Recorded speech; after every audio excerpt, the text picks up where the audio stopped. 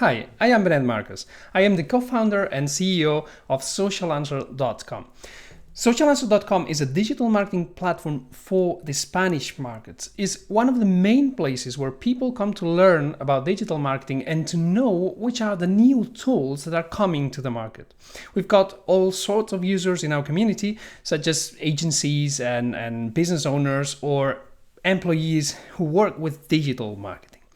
In this video, I'm going to show you how it works, the brand new GetResponse. So I'm gonna go step by step to show you one of the best email marketing tools, in our opinion, that you can find in the market right now. And I'm going to show you two things. The first one is the tool as it is. So you're going to see how GetResponse works from the beginning to the end.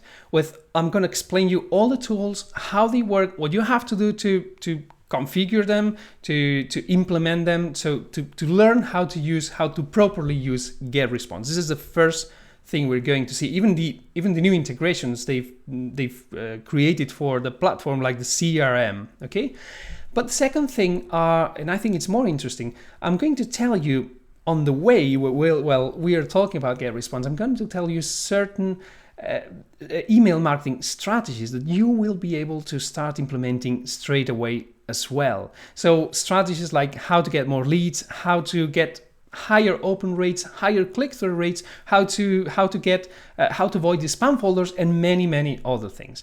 We've been working with email marketing since 2012, and since then we've sent more than 10 million emails to our community. So it means we've done loads of tests, we've done automations, we've done autoresponders, we've done newsletters, we've done webinars, many things. Okay, so these strategies that I'm going to tell you here, I think they are going to be very useful for your email marketing strategy, even for your global marketing strategy. But before we start with the review, let me tell you something.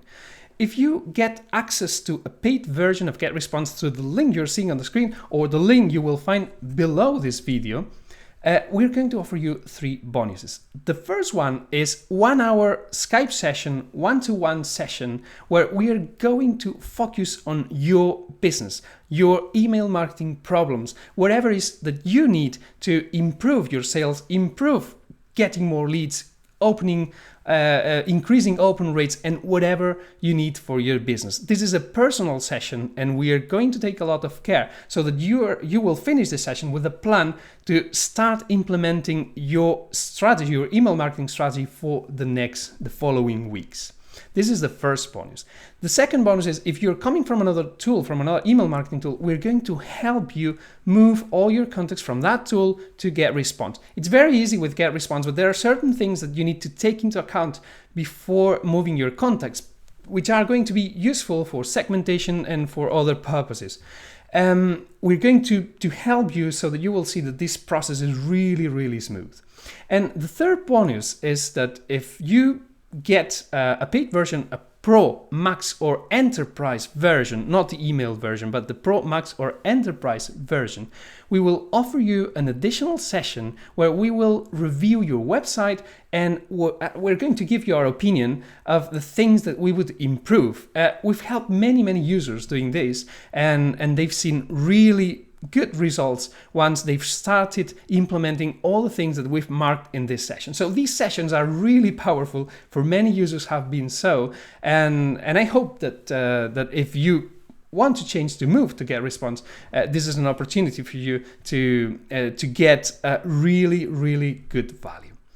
So now I'm going to hide my camera, and I'm going to start showing to you everything in GetResponse. You're going to find you'll find an index right in the description of this video of each one of the parts that we are talking about in this session. It's a long review, but you can go straight ahead to the one that you need. I think it's interesting to watch all the review because there are certain things that are going to help you improve the configuration, the settings, and whatever. But if you prefer to go to one of the sections, just go to the description and you'll find these points and the minute where you can go straight ahead. Okay, so let's start. This is the new GetResponse Dashboard. some things have changed from the old version of GetResponse, and one of them is really interesting. Is that now you can customize your dashboard. In the previous version, you had this dashboard, but there were the actions that GetResponse considered that could be useful for you, but now you can configure them. So I've got quick actions here. I can even change these actions just on the widget settings, okay? And I could add here, create webinar, create workflow, whatever I want. I could remove the widget, and as you see, it's organized in different widgets. You can add more widgets or delete or cancel more widgets from here, the widget library, right? So you've got all your metrics in one place. Just as when you come into GetResponse, you can see everything there, right? So this is really comfortable. I think it's more handy to have the information organized the way you want to have it organized. And the second thing are all these elements here, right? These elements are what, in my opinion, make GetResponse one of the most powerful email marketing tools. As you can see, they say GetResponse is an all-in-one marketing tool. Why do they say this? Because apart from email marketing, which is what usual email marketing tools do, of course, you've got, for instance, automation. Not many email marketing tools have got automation yet. You've got a platform to create landing pages. You've got a platform to host your own webinars up to 100 subscribers if you get the pro version. So the landing pages and webinars are for the pro version. The automations is it's for the email version as well.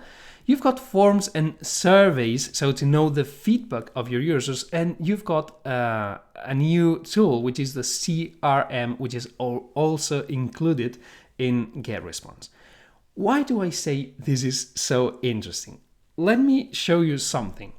I mean, when you do email marketing, you do not only send emails and that's it, right? What you do is you do many more things. You have to create webinars to attract new customers, have to create landing pages for your customers coming from your Facebook ads to get into your list. You have to do automation. You have to ask feedback to your users. You have to control who's spending more money in your products or not with the CRM, right? This is what I like from GetResponse. They think as marketers. They think as what someone who's doing marketing, digital marketing, will need to fulfill all their needs, right?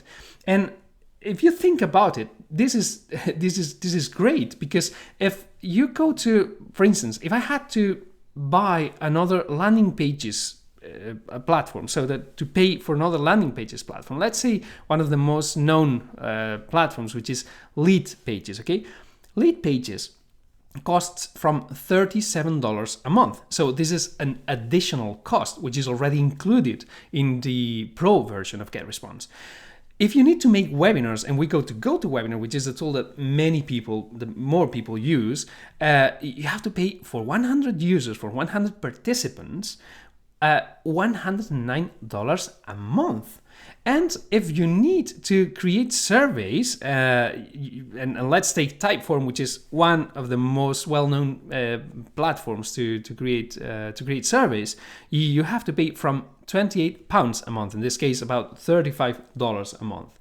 And furthermore, if I want a CRM, and let's go to Zoho CRM, it costs, well, 15 euros, which would be about $18 a month. So this means $100, $37, $35 plus these $18. So it's about $200 a month what you have to spend for additional tools to solve your marketing needs, right? And the impressive thing in GetResponse is that you got everything inside, right? So as I said, landing pages, webinars, and CRM probably, I still don't know because they are making it public right now, but they are in the pro version. But you can use surveys, you can get forms, intelligent forms, as we will see, and you can get automation from the basic version, right? And this is amazing. This is awesome, because I don't know other email marketing tools offering so many things. Well, this is the first part of the dashboard. There's something else I want to show you, which is the account management. Okay, so we've got here you've got the account details, password, and something very interesting, the email addresses. Here you can add as many senders as you want. Why do I say this is super interesting? Because you can manage all your projects and all your customers' projects from the same place. You can add as many email senders as you like. The only thing they have to do is confirm the email address, right? And that's it. Once it's confirmed, you can use it from your same platform. So it means you don't have to pay twice. You don't have to pay two different get responses. You can manage everything from the same place. And I will show you how to do it once we create the lists and we see how to organize all the information. Okay? There's something else which are domains. You can see here. These domains are for the landing page. For the landing pages, you can GetResponse hosts their landing pages, but you can configure it through CNAME to go to your own website. And here's where you could use your own domain to go here. Then there's the GetResponse badge if you want to get some credit for any user, some user you refer, you can get some credit as well, and the login history. Plus, there are more things here. There are lots of integrations. GetResponse is one of the main tools in the world, the main email marketing tools in the world, which means it integrates with almost everything. Everyone has got whenever someone creates a tool, they integrate GetResponse. So as they integrate Aweber, they integrate Infusionsoft. So the main tool. So GetResponse is one of those. And as a marketer, I tell you, it's really useful because you always have a solution that's going to go to your email marketing tool, and you don't have to go through Zapier.com or whatever other tool in order to get what you need, right? So you can create several APIs as well to integrate with other tools as well, and you've got callbacks, authorizations, etc. And as you can see here, how many other integrations you can have on Facebook, Twitter ads, Slack, Salesforce, Magento, etc., etc., etc. Okay, so this is the integrations part, and let me show you something else. Right, here's the refer events. This is the help section. This is another of the things that I love from GetResponse. I love their live chat. They've got a live chat 24 hours a day, and they are very, very fast answering. And this is what you need when you do email marketing. Sometimes it can happen that you send an email and you don't know what happened. You made a mistake, or you want this to come back, or I don't know, whatever issue you can have, or you have to send an email right now, but you don't understand what's happening or how to configure something else. You contact them in the chat, and within minutes, you've got an answer. So many email marketing tools, what they've got is an email, just an email. So that you send an email and it takes maybe 2 hours to answer, and then you have to reply, and after 2 hours again, they answer if it's in their in the time they are at the office, right? Which it doesn't work like that. Email marketing needs to be fast. They've got loads of people working as customer service, and they are very good because when they don't know something, they ask their developers and they give you an answer straight away. So this is one of the things that I honestly love from GetResponse. As you can see in my tickets area is where all your tickets go from any chats, any emails that you've sent. So you've got everything here. As you can see, I've got like more than 150 tickets. Among other things, because we help our referred users. So sometimes we ask for them anything they need, especially when they are Spanish speakers. The live chat is in English.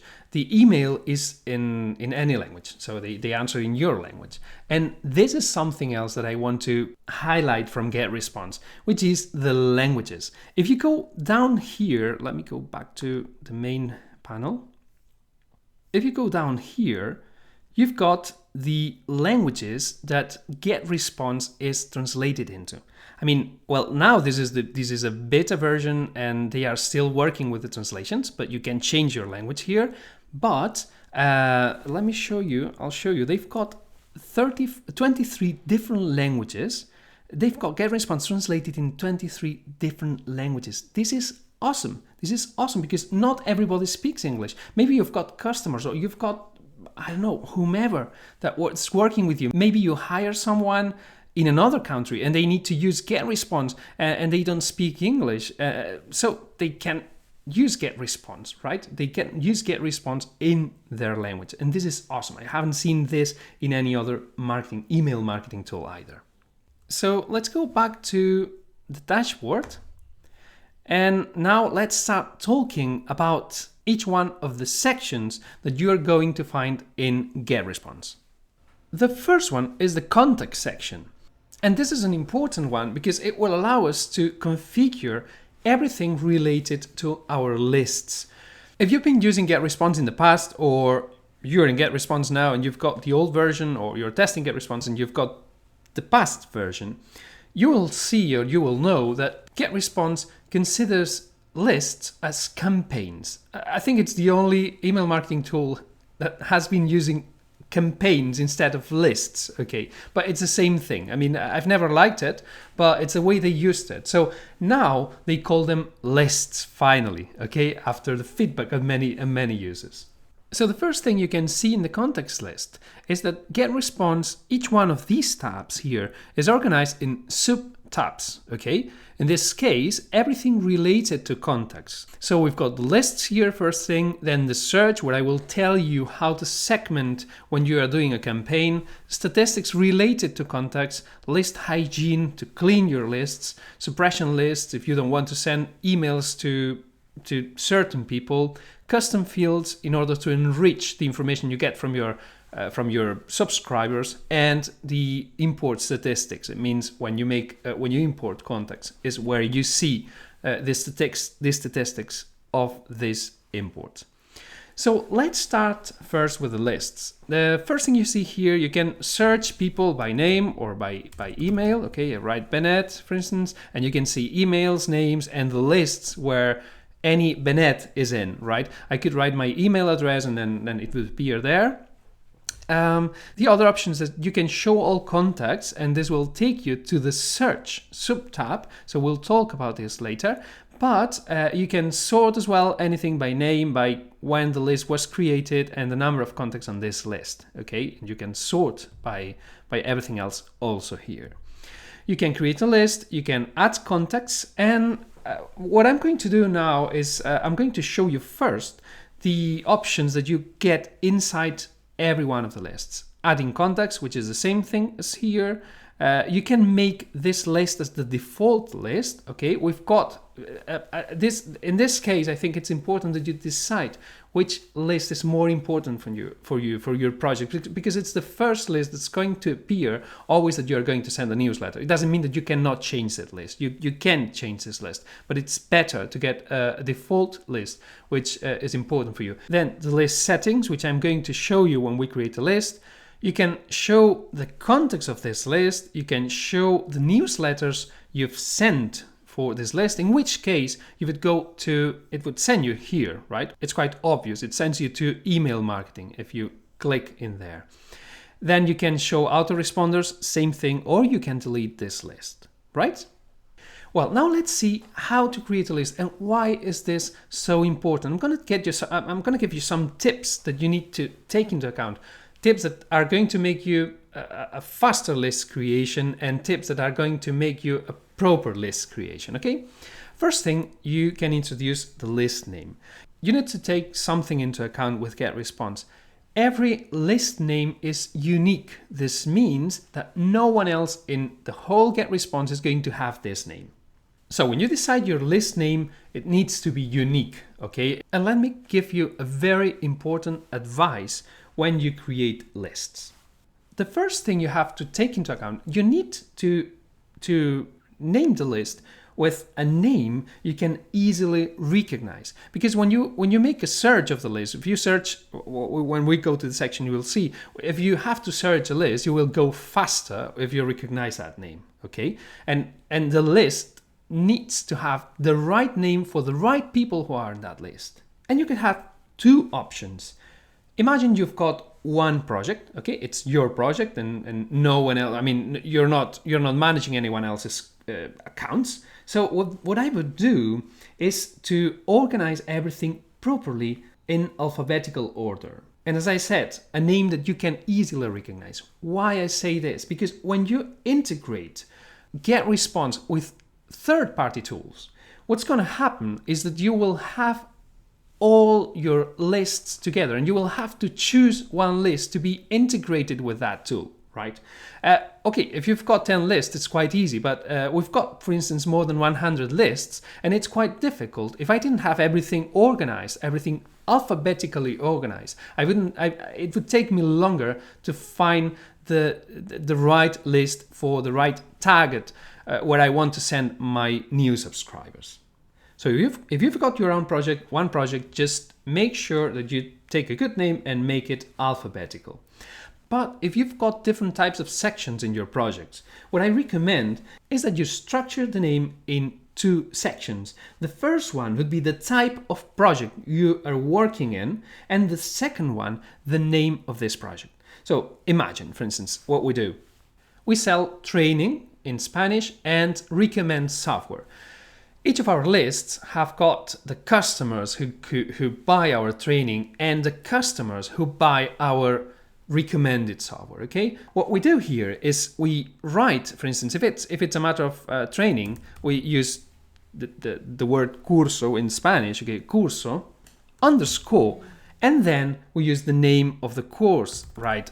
Curso block, for instance, okay, the training block or the training whatever. Well, this may be taken because block is quite generic word, so I would specify for instance this one, okay, curso blog 1000 visitas, which is one of our training. Okay, so this is what I would do, and the same for each one of my training or each one of my type of project. But what about when you're working for customers? What I would do in this case is using the name of the customer first. You can just write here the name of the customer and then the type of project, because you will identify them quickly. When you have to send a newsletter, it will be much easier to find the list to which you want to send a newsletter, right? So everything, as I say, this is a really important part of organizing all your email marketing strategy, because if you don't do that, it will be more time consuming for you and you don't need that. Another important reason is when your contacts subscribe to your list, they will see the name of the list. So it's important that this list is recognizable by the subscribers. There's nothing like several numbers or whatever. I mean, by default, I think GetResponse gives you several numbers the first time, but you just modify the name of this list and that's it. But it's important for your contacts to see as well where they subscribed. It's very important to give information to your contacts. It's very, very important. Once you do this, you can create the list, or you can copy existing list settings. This is the best thing you can do, because once you've got, I don't know, hundreds of lists, right? It's very time consuming as well to have to change the settings every time. So what we do here is I would just take Block Social Answer, which is our main list, okay, and I just create. So I'm taking the settings for Block Social Answer. Great, it's already created. As you can see here, the list is created. We've got this here, and what am I going to do now is I'm going to see those settings that I was telling before, right? So I go to settings, and now let's understand what every part of the settings means. The first thing is the list name. You can change the list name whatever you want. If you see here, the GetResponse, they say your contacts will see this when they subscribe and unsubscribe, but the list token and the list ID is this one here, right? You're not going to use this because you're not going to see the list ID when creating new lists or when people subscribe. They're going to say this name, and you can change, for instance, let's say Curso Blog 1000V, right? You can change the name and there's no problem. You can change it as long as it's unique. You can change it whenever you want, and this will not affect anything in your contacts or anything in your lists. The list title, this is something that people are going to see. Okay, when they unsubscribe, for instance, or when they confirm to be part of your list, they are going to see the title of the list. and the list description.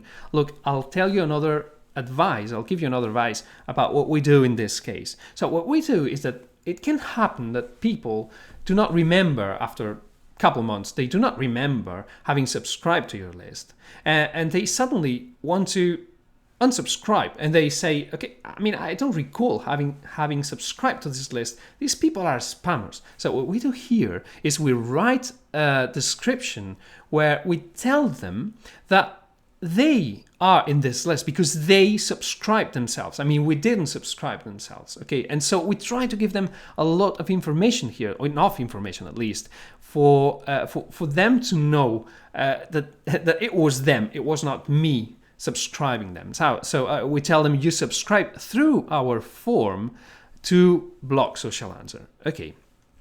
Afterwards, you've got the category internet marketing. I chose internet marketing in this case. This is an internal classification for GetResponse. It's not going to be useful for you. I don't know, maybe in the future it's going to be useful, but it's more that internal statistics so that they can know how many people are in each niche or whatever, right? But it's okay. It's fine if you categorize it right. Then you choose the language. As I told you, there are loads of languages. Okay, let's choose English in this case. Why is it so important to have the right language in each case? Because it says it here. So whenever GetResponse sends a confirmation email, or the people land to a confirmation page, to an unsubscribe page, or even, the pre-header and the footer at the templates are in the language that you've configured for this list. So it's important that you have this, because as you will see, the confirmation messages, there's a part in the confirmation message which you cannot modify. Afterwards, you have to show postal address in the message footer. This is very important because you have to follow the CAN spam requirements, right? They are the standards for the sending of commercial email, and they require that you've got an address for every list so that people can know who to refer to, right? Then you can add your logo, right? Change file and use up to 1 megabyte. And then you need to enter a website that the logo will link to, so that the logo will link to this website. And you've got here as well a feed of your newsletters. Maybe this is not very interesting. I don't give the feed URL to my subscribers for them to access my newsletters from outside of the email. For me, it doesn't have much sense, but maybe for you has got some sense. So you can let people subscribe to your feed of newsletters that you're sending every week, right? So it could be an option. So you just copy this link, and this is the link where people are going to see all your newsletters. With save general settings, okay, we agree with all the settings. We won't save them yet. We go to the next section, subscription section. Okay, here you have to take into account several things. First thing, if you want to send subscription notifications every time someone subscribes, they send you an email to the email address that you decide, right? You just do here, and you send the email, you write the email address you want, or you choose the email address from the email addresses you've got in the sender section, the section we've seen before. And this is really important that you know it. So do you require people to confirm that they are receiving your email or not? The good thing in GetResponse is that they let you decide if you want people to confirm your messages or not. There are tools that do not allow you not to confirm messages. Why is this important? There are people who prefer having cleaner lists. If you send a confirmation message to anyone who's subscribed to your list, they will have to confirm that they've received your message, that they have subscribed themselves. But on the other side, if you are doing some marketing and you want things to be smooth, to be fast, you want people to receive a lead magnet straight away, maybe you don't need a confirmation because it makes the process quite longer, right? People have to wait for the confirmation message, and then they have to wait for the lead magnet or for whatever you have promised. Okay, in the web subscriptions is something you can decide, and it's fine. But in my opinion, the API subscriptions, it's important that you do not ask a confirmation messages. I'll tell you why. For instance, let's imagine that you use Facebook lead ads, for instance, okay, to send leads to your GetResponse account.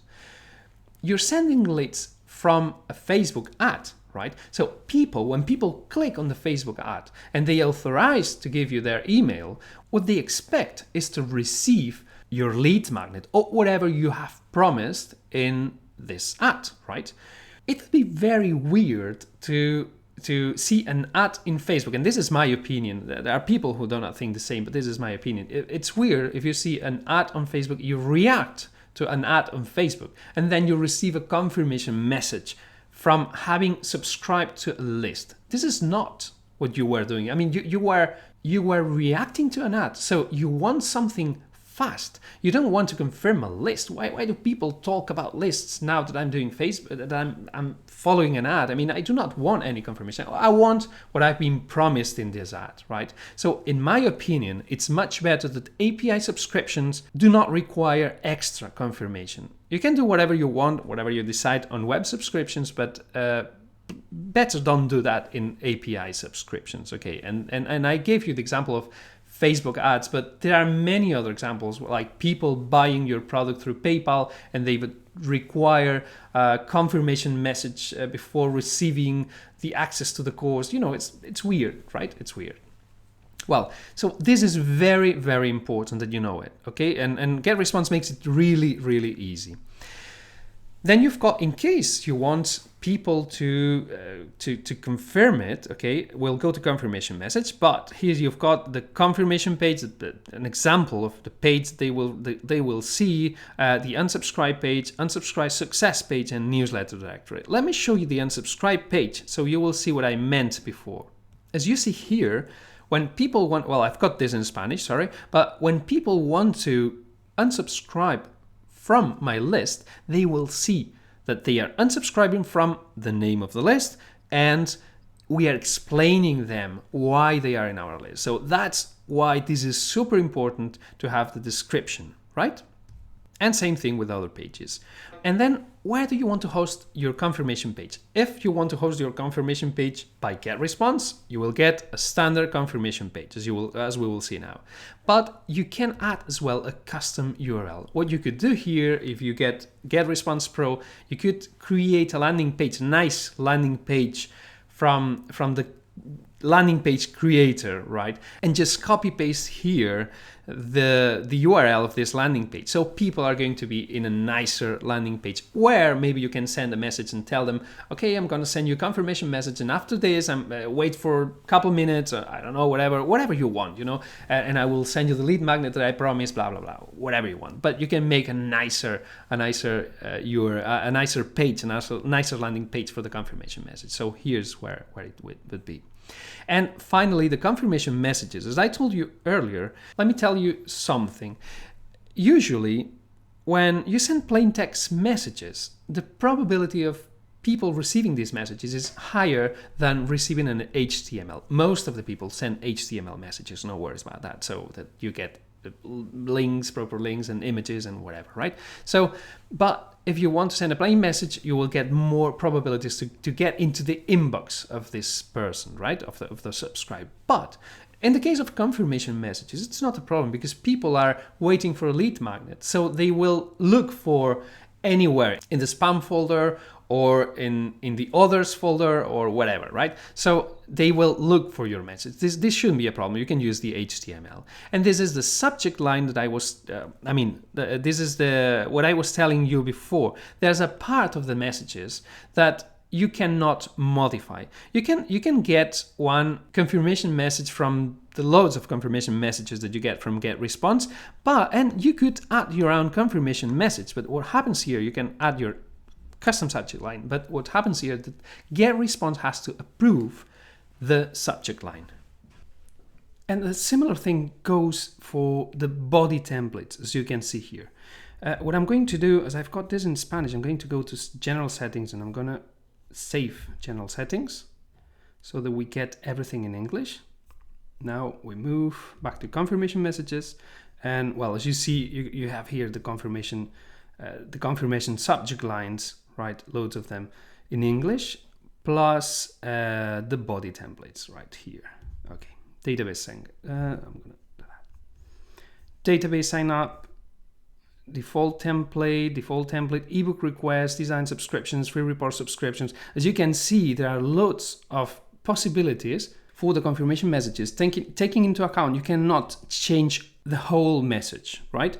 So let's say, for instance, a typical one, subscription confirmation. How would this message be? Okay, let's see the confirmation message. It would be, please confirm your subscription. Hello, first name, right? Hello, and the name, the first name of the person who subscribed. This, you can introduce some text here, which is good because it's at the beginning. And afterwards, you've got this text that you cannot modify. This is, again, to avoid any spam issues, so that people cannot use the confirmation message as something else, right? So people would go here, confirm the subscription, and that's it. And then your signature, right? Okay, let's say we take this confirmation message, we just save confirmation message, and we are done. So as I said, configuration and list settings is a very important part of your strategies because it will help you go faster. Let's move now to the next sub tab, which is the search tab. This is a very nice one in my opinion because it allows you to segment all your campaigns, right? Let me show you what's in search context. You can just search contacts here, like from any of your lists. You need to take into account when by default all lists are always selected. So you just unclick select all, right, and then choose the list you want to work with, right? You would apply, and all the contacts in this list will appear here, right? Okay, then. When you're making a search, you first look for the list, then you search if people are receiving autoresponders or not receiving them, and if they were subscribed at any time. And it's either any time or whichever of these options that you can find here. But we can look for other options right now. Okay, so this is what I was looking for, right? People in Blog Social Answer, any autoresponder settings, and subscribed anytime. The good thing though is that I can add conditions, and this is where the magic starts. I've got several kinds of conditions. First, I have to select the condition category, which means if I want to segment through the details of the contact, for instance, the name, email, custom field that I've assigned, subscription data, subscription method, is or isn't, or contains or doesn't contain, starts with, ends with. You see, you can segment in very different ways. Or you go to contact actions. This is the interesting one when you are doing campaigns. I'll tell you something. When you make a campaign, let's say you're sending newsletters you've got 5 days campaign, right? So you're sending a newsletter, and this newsletter is opened by a certain percentage of your list, usually about between 15 and 20% unique opens. Okay, I'll tell you the difference between unique opens and general opens. When people open a message, they are telling you they are interested in that message, especially if they are opening more than one message, right? So here's where you see the actions of this contact. If I want to send a newsletter to say, look, I've seen you've opened this message and I know you're interested in that, so please go here and buy, right? You go to contact actions and you look for the kind of action that you want. Message opened, message not open. If you want to engage people who never open the email, a very good subject line in this case is like, did you see my email, or something like that, very spontaneous. You know, like it's someone who's writing to you, right? Okay, you can look for other in which day of the autoresponder is in your list, or the last time he clicked link in your newsletters, webinars, link not click, message send, message not send, goals and subscribes, whatever. So you've got all the actions here, even the CRM actions, right? So let's see message opened, right? And now once it says message opened, I go to a newsletter in this case, because it's what I'm working on. Okay, newsletters. And once I've got the newsletter, I need to select which one I want. Well, this is not organized by date right now. I've asked them to do it because in the old version it was organized by date and it's really comfortable. But however, and I come back to what I told you regarding the naming, if you use a a recognizable name for your campaigns, it's going to be really easy for you to segment all the things. For instance, let's see this campaign, Video Builder, right? As you can see, we usually write actually a block Video Builder or Video Builder or whatever, in a way that we can recognize that this is a campaign we've sent to our blog. And you see the first email, the second one, the third, the fourth, fifth, sixth, seventh. And some of these emails are emails we've sent to people who didn't open messages, or people who did open messages or clicked on the messages, and so we know they are interested, right? So what we do here is, when we do a campaign, we do it live, right? And live means you first write the newsletters, and when you see a campaign works, then you take it to automation. But this is something that we're going to talk about later. So I go here and I say, okay, how many people opened this campaign? There are 4,000 people, 4,000 contacts who open Video Builder 01. Perfect. Now I'm going to add another condition now. I'm going to say again, contact actions, message open. I'm going to go to newsletter and I will select, we'll select Video Builder again, right? And I'm going to say message number 2. And I've got 2,000 people. What does it mean here, 2,000 people? 2,000 people means that what I've done here is just to match all conditions. So people who opened message 1 and message 2 of this campaign, right? So if I want to match all people who open both, who open either message 1 or message 2, I would go here and I would say match any of the following conditions. And you would come here and you would have 5,000 people who opened either Video Builder 1 or either Video Builder 2, right? Good. Just for your interest, when you say inactive users are the users who are not in your newsletter. They are not in your newsletter because they unsubscribed or because you cleaned your lists. And this is something that we will see later, but I recommend you to do, to clean your list periodically, because not everybody is interested in whatever you have to tell them all the time. So it's better to have cleaner lists. That's why we've got quite a lot of inactive users, because we want to have our lists very clean. Once I've done this, I've got all these people. What I could do with these people is unsubscribe them, delete them, adding custom fields to these people. For instance, if I want to add them an action and say, okay, these are the ones who are interested in Video Builder. So I would go here and I would add, for instance, a custom field, or I could copy them to a list, moving to a list, scoring them, right? If you've got automation, tagging them, I could tag them instead of adding a custom field. I would tag them and they would got the tag Video Builder, and they are Video Builder interested in Video Builder, and this will help me in my automations. But we will see all this later. I mean, I know it's a lot of information, but just for you to know what the options are, right? Or I could export in a spreadsheet all these people, right? I can export them, I can enter a file name and select the exporting file type. I would recommend CSV, and that's it. So the search of contacts can help you understand who are the users who make certain actions, and at the same time you can do whatever you want with these users, okay? Then what I could do, imagine, for instance, I said, okay, I want the contact actions are message open. Now I want to add another condition group. I could add another condition group. The filter group, the contact actions, allows you to have up to 5 different conditions. But you can add other conditions groups with other 5 different conditions, right?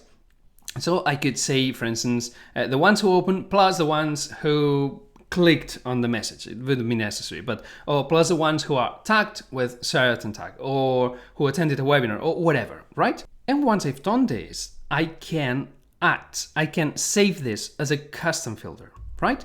Why is this interesting? You will see it later. I'll show it to you later. This is let's do a test custom filter, and I will show you where you can use this segmentation to send a message just to that people. So let's save this, right? And when I send a message, it will appear, this will appear. What I'm going to do, as there are filter contacts 48,000, well, what I should have done is just canceling that and saving custom filter, custom filter, let's say O2, all right, and save. Because otherwise I had 48,000 contacts and there's no filters there, right? Okay, so we'll find it later. Now, let's go to the next step. Well, something else you can do here. You can modify columns, right? You can put the name, email address, autoresponder day. You can drag and drop whatever you want. All the information that appears in these columns here. Once I've done this, let's go to the statistics. The statistics are, in this case, for the contacts that I have selected in that list, right? So for the contacts, actually, for the subscribers. These are subscription statistics. You've got list size, you've got subscriptions, unsubscribed people. You can decide which date the statistics for, and you can see the list growth. You can see the subscription methods, which are quite interesting, either if they are API or if they are forms or whatever. You've got all names here as well. Then you can see subscriber locations, which is very useful as well. And this is very useful because another way of segmenting people is by city, by region, by whatever, right? So it's one of the options we had there, the geolocation options. And this is the information you get for your contacts. The interesting thing here is that, as you can see, we were in contacts and we've been sent to email marketing where all the statistics are. But we are at the subscription tab, which is the one that interests us because this is the one we've been working at this very moment. So from the contacts. So let's go back to the contacts and let's keep working on the other tabs. Then we've got list hygiene. What is list hygiene? Here's where you can individually or massive delete subscribers, right? You can blacklist them or you can just remove them from your lists. For instance, in the case of duplicate contacts or inactive ones or whatever blacklisting rules you would like to create, right? So if we go here, what do we usually do to clean our lists?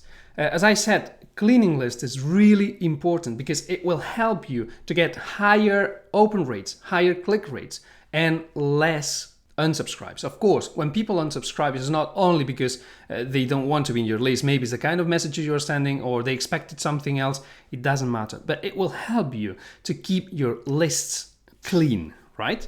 If we go here, this is what you can do in the list hygiene. Delete a single contact, multiple contacts, blacklist them, blacklist even entire domains if you want, and prevent specific people from subscribing to your lists. Okay, so how do we do that? Let's say we want to unsubscribe people. So what we do is we work with a tool which is called Bright Verify. Bright Verify allows you to know how many contacts in your list are invalid. And this is the important thing, when they are invalid. So what we do here actually is when we verify our contacts through Bright Verify, we check which ones are invalid and we take this list, we download all the email addresses and we just copy them here. We select a list, let's say Blog Social Answer in this case, and we copy paste lists here and we just unsubscribe these people because we do not want to have in our lists people whose email address is invalid. Maybe they stop working on a company, or maybe they change email address, or maybe they cancel their domain so they do not exist anymore. These addresses do not exist anymore. So what I want to do is from time to time clean these lists. Okay, this is one of the options. If you access Bright Verify from the link you're seeing on the screen, you will get a 10% discount if you are interested to do the cleaning. I recommend doing this cleaning when you are moving from another tool. This is always very useful, especially because you want to have a good reputation with your email marketing tool, right? So this is it. So this is how you do it, really simple. We could blacklist them as well, selecting lists, and maybe, I don't know, you've got a troll or you've got someone that you know you don't want him to receive any of your newsletters anymore, you just blacklist it here, all right? And then we've got suppression lists. Suppression lists are a way to faster exclude users from your campaigns. That would be users who you do not want to receive updates about a specific product. We do not have any suppression lists because we do not use this feature. We do not need this feature. We work with the segmentation instead of this. But I will show you where the suppression lists appear. And finally, we've got the custom fields. The custom fields allow you to get more data from a subscriber. For instance, if you want to know the date of birth of a subscriber or the phone number of a subscriber to send them special promotions, or for whatever reason, if you want to segment them in some way, some different way, you can do it with custom fields. As you saw earlier, you can select one of the options to be the custom field, right? So there are several custom fields that appear by default in GetResponse for the work phone, the URL, street, state. So all these custom fields, you can use them wherever you want in your forms or in your segmentations or whatever, all right? And then you can add other custom fields. For instance, if you want to know some more information from people coming to your newsletter. Imagine I create a form and I ask for the email, for the name, and then I make them a question. I can make a question through the custom fields, right? If I create a custom field, what it asks me is the name of custom field. Same thing I've told you for the lists. You need to have a good naming here. This is the kind of custom field we want. So it would be text, a single text, or country, currency, date and time, gender, IP address.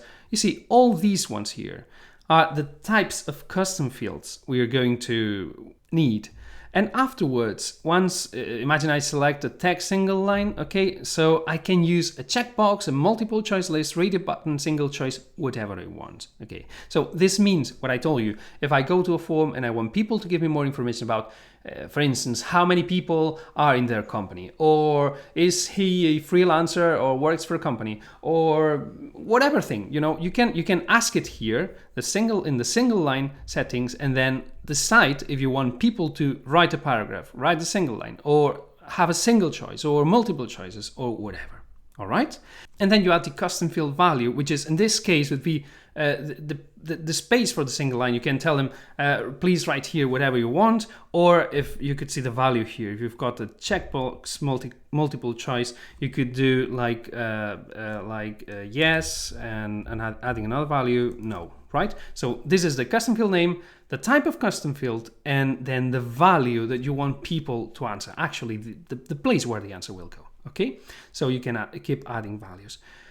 I would recommend that you click here, do not show this custom field to your subscribers when they manage their subscription settings.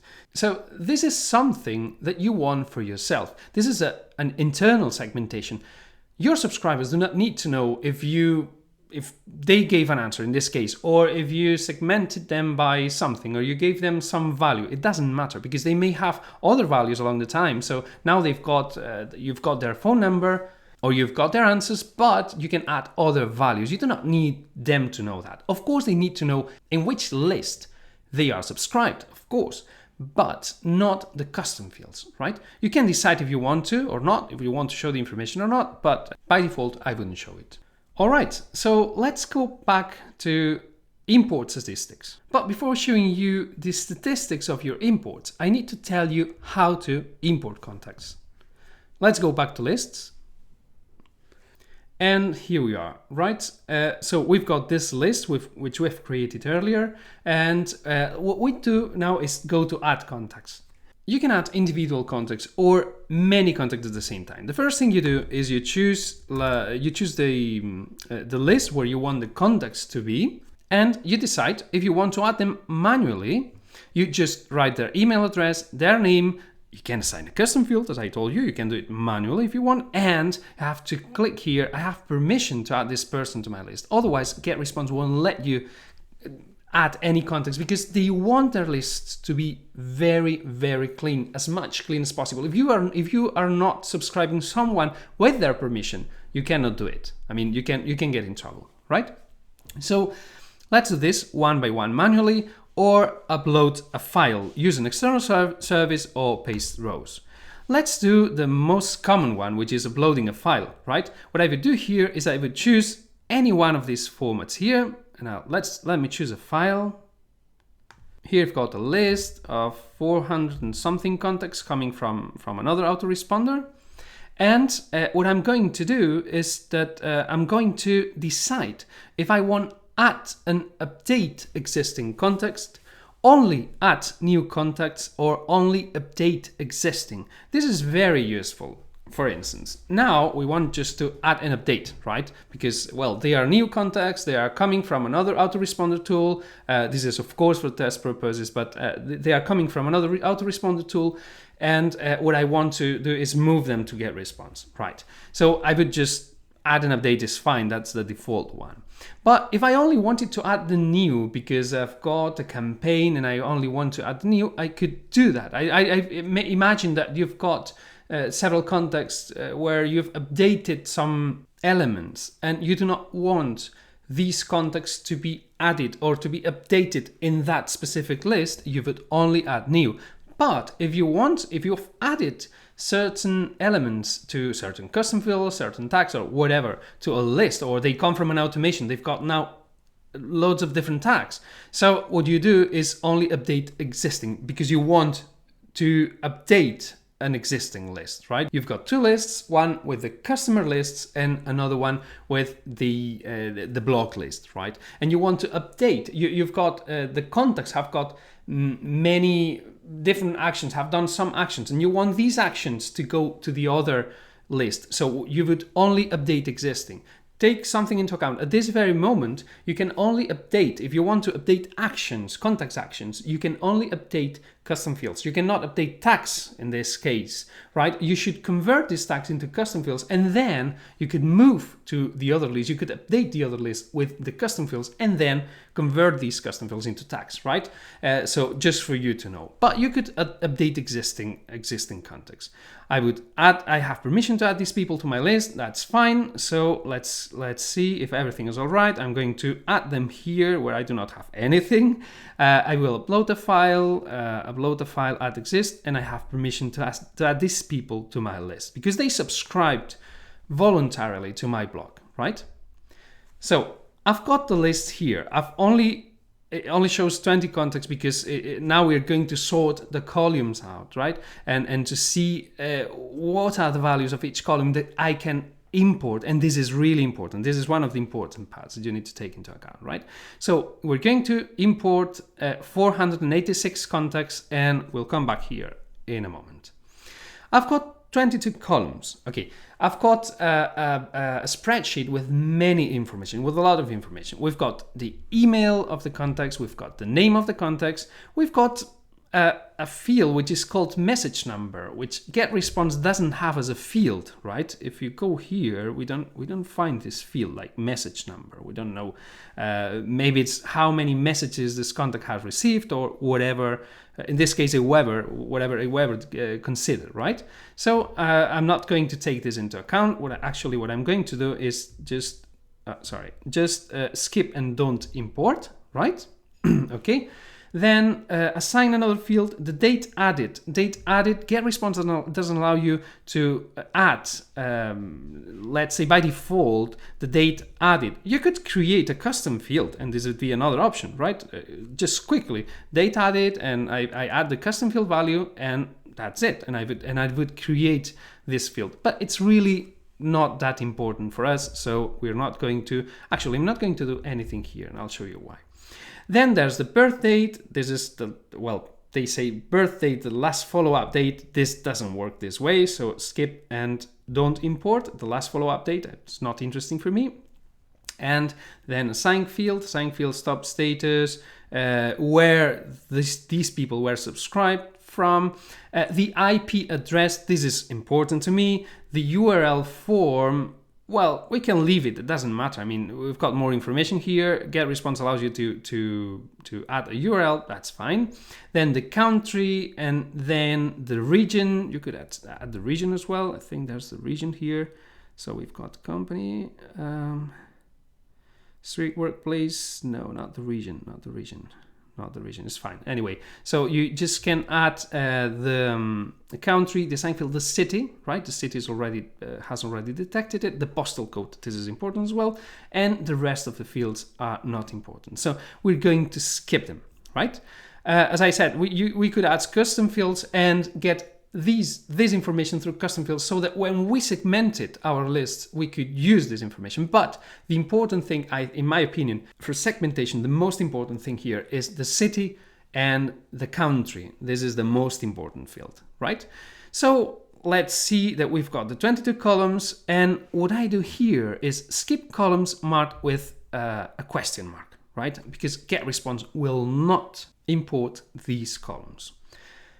I click on import, right? And what GetResponse tells me is we're importing your context. This can take a moment. We need to run a few standard checks to make sure the list won't harm you, us, and the rest of our customers. This usually takes about 2 hours. That's why I told you that Bright Verify was very interesting as an option, because maybe you're coming from another autoresponder. Of course, if you've taken the customers from a form, it should be fine. It shouldn't be any problems at all. But the first time you're importing context, you need to make sure that your contacts that you're importing are clean. I've seen many people who maybe have bought lists in chambers of commerce or other places like that, and they cannot do that. They're not allowed to do that. So please do not buy any lists. Please ask always contacts permission to import your contacts, and then you will not have any trouble with GetResponse. But if you are not sure, go to Bright Verify and make an analysis of this list. Okay, I got it, and look at this. It usually takes up to 2 hours, but we've imported 486 contacts. And what's GetResponse telling me? That these contacts here, there are 14 that are invalid. So maybe I've got this list for a while. It's just for test purposes that I'm doing this now. But maybe these contacts do not have the email address valid anymore. So GetResponse has run a super test, and GetResponse knows already that there are 14 people who are invalid. So these people are not coming to my list, are not making my lists dirty, which is amazing, right? GetResponse's daily variability is 99%, and they take this very, very seriously. And I can assure you that daily variability with GetResponse is awesome. Just for you to know, GetResponse uses a system called Hydra. It's their own anti-abuse system to identify and assess potential threats to their customers' reputation and daily variability, right? So here you can get more information in this URL. You can get more information about Hydra, but this is what it explains basically, right? What Hydra is, they make an immediate list verification, real-time monitoring of message content, and maintain the best deliverability possible, right? So that's what this. I think this is funny. So should I be scared? Well, only if you are a spammer you should be scared. So I need to be very clear here. You cannot import lists that haven't got, where you don't have any permission from the people going to your lists. And the interesting thing here is, well, they watch top senders reputation, the best in town deliverability, 99.5% automatically monitored and optimized, top list quality. And this is the interesting thing as well, that you can get single opt-in API subscriptions without any problem, because they take care that your lists are clean. So let's go back to the import. Right? Updated no one, because as you can see here, we've not updated any content. They were all new. So added to my list 472 people, and the status is completed, and that's it. But as you can see here, we've done some tests with some campaigns and things, and you can see here, for instance, we updated 1,271 contacts, right? We only updated them. We said we're going to update them, but there were 20 which were invalid. These ones here were not valid. All of them were tests we were doing, so it doesn't matter. But what I want to tell you is the important thing here is that GetResponse needs to have the lists very clean. MailChimp does, Aweber does, all major autoresponders do, because they do not want to have any problems with their reputation, their own reputation, with Gmail, with Hotmail, with Yahoo, with any email service provider, right? So you're compromised. You need to have your list clean, for GetResponse to have their lists clean, and other users not to have any spam problems. And that's everything for the contacts. I know it's been quite long, the contact section, but I think it's very important for you to know the possibilities, the options that you get when working with contacts, how to segment them, how to create the lists, where are the statistics, how to clean them. It's really, really important. Some people do not pay attention to these things, and these things are the basics. If you do not have them properly done, forget about the rest, because your messages will not arrive to your contacts. So all your work will be for nothing. Let's go now to the email marketing section. I'm going to show you here how to create a newsletter and an autoresponder from scratch. But even more interesting, I'm going to give you some tips about how to get better subject lines, how to send emails for your customers, how to avoid the spam folders while you are composing the message, and how to get a much higher open rate, and many other things that I'm sure you will find interesting. So in this page, what you see here is, again, the subtabs, newsletters, autoresponders, drafts, when you can always go back when you are composing a newsletter and you save it as a draft, it goes here. RSS to email, in case you want to automatically send new blog posts to your email subscribers, and the email statistics, right? Okay, so the first thing you see here is all statuses, all lists, right? You can see if some newsletters have already been sent, they are sending, they are scheduled, and then you can select in which lists you would like to see these newsletters, from which lists you would like to see these newsletters here, organized by message name, status, sent on, delivered, unique open rate, and unique click rate. Let me tell you something about the unique open rate. Not all email marketing providers will tell you the unique open rates.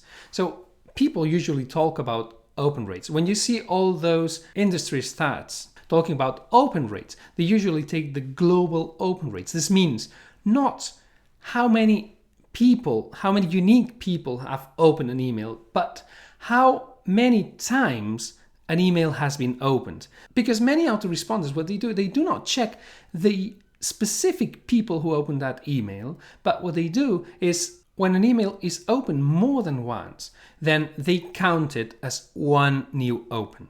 This usually happens with Outlook and applications of this kind, where you've got a preview of the message and the preview opens, okay? So they count this as an open while it's not a real open. But GetResponse, what they do is they tell you specifically which percentage of users have opened each of your emails. All right, good. We could look for newsletters here. We've got search, right? And what you see here as well, if you see this clock here is the time travel, which is a feature, really interesting feature that I'll talk to you about after doing the newsletters, which is where we'll see it. Right? This newsletter means this newsletter has been sent with time travel, this newsletter has been sent with time travel, and this one has been sent right at the time. Take into account these ones that you can see here are promotions, and depending on some elements like the subject line, the content, if they already knew what you were talking about, open rates and click rates can go down. But when starting a promotion, open rates and click rates usually are higher. I say it again, these ones are unique open rates and unique click rates. Okay, so let's see how to create a newsletter with GetResponse from scratch. First thing, you've got here a drag and drop email editor, which is the one we are going to use, and an HTML source editor.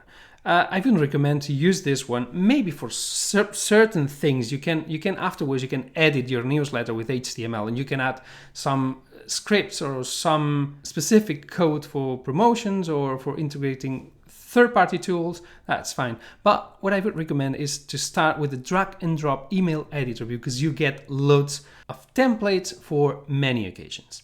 Well, the first thing you see here is the list where you want to send a newsletter, right? So what we are going to do in this case, we're going to do just the same thing we did last time, okay?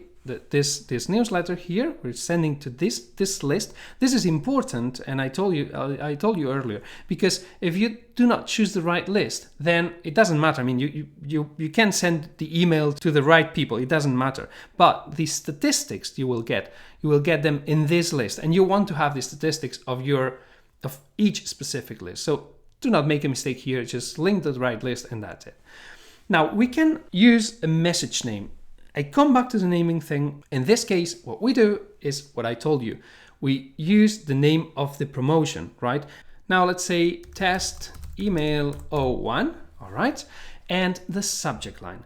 There's a very interesting thing about subject lines. So subject lines need to surprise your customers. The subject line is one of the most important things after deliverability, is one of the most important things of your email, because this is the first thing that people are going to see. If they do not get attracted by your subject line, they are not going to open your email, and then all the work you've been doing will be for nothing, right? So please take care, think about very well about the subject line, and you will get better open rate results. Okay, this is important. Some tips that I can give you: when you make very personal subject lines so that people feel identified with the subject lines or feel you're very close, those subject lines are winners because the people usually open those emails. There are two ways for people to open your emails. The first one is the subject line, and the second one is the relationship you are creating with your community.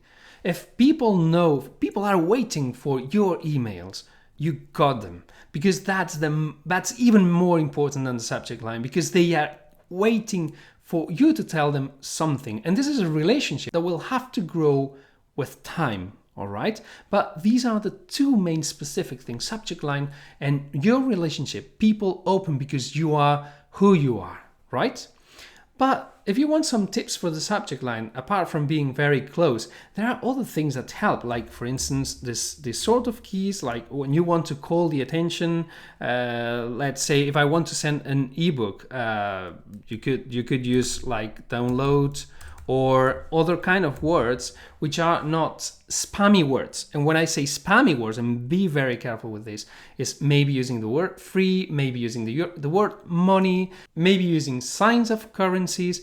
All these things, be very careful. What I would do is think about your subject line. We want people to pay attention to our message in their inbox, which is full of messages every single day, right? So this will help you. Maybe capital letters and some other signs to call their attention, right? So I would say download. If I say download, people are expecting for a gift, right?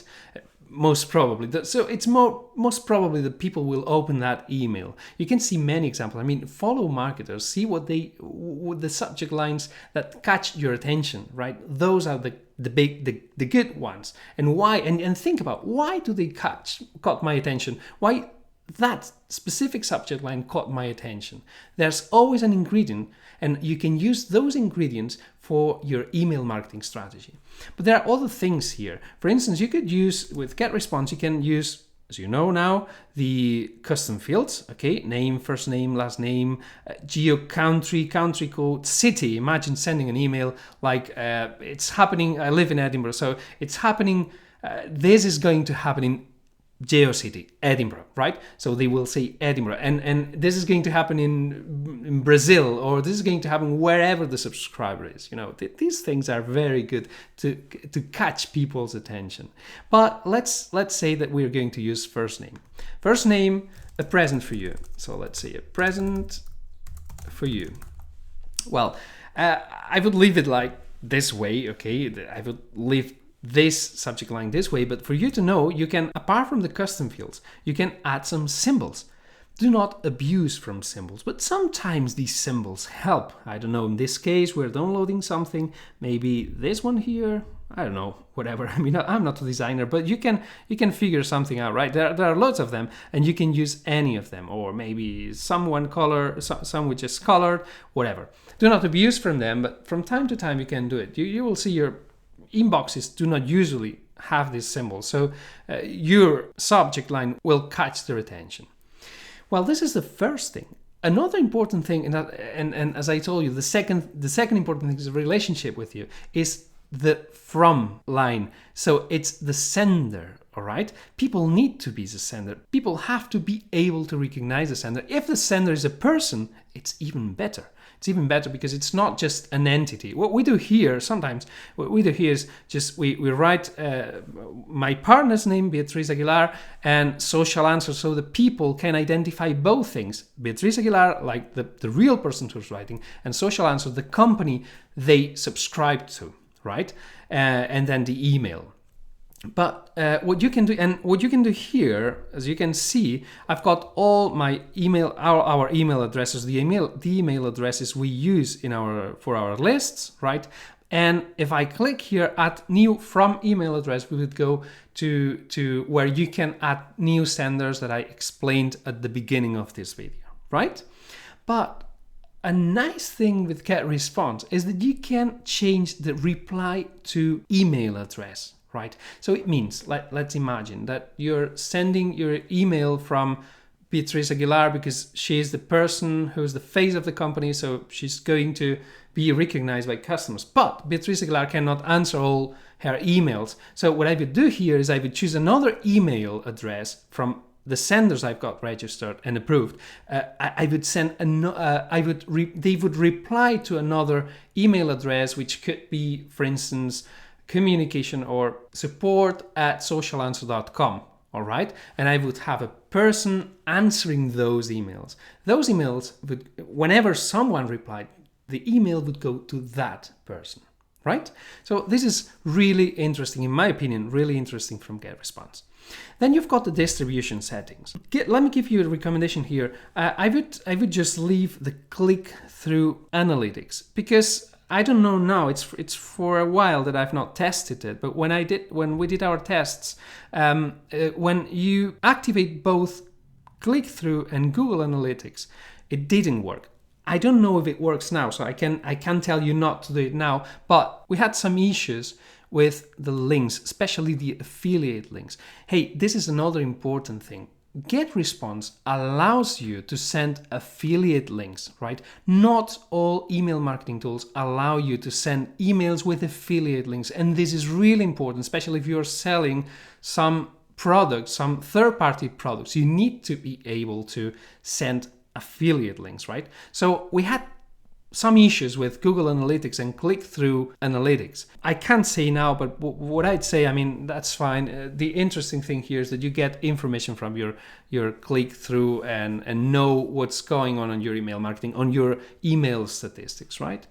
And what you can do here, and I'll show it to you later, now I want to show you the newsletters, is that you can do A/B tests with GetResponse. And the A/B tests are awesome because you can test several things like subject lines and the body text and the sender, right? And make up to 5 tests of each thing, which is great. And here you can share it to Facebook and Twitter. I should add my account here, but you know, the problem is that what you're sharing is not your post or the content you are sending in your blog or in your website, but you're sharing the newsletter. And this is, as I told you before, I mean, it's something that I wouldn't do myself, right?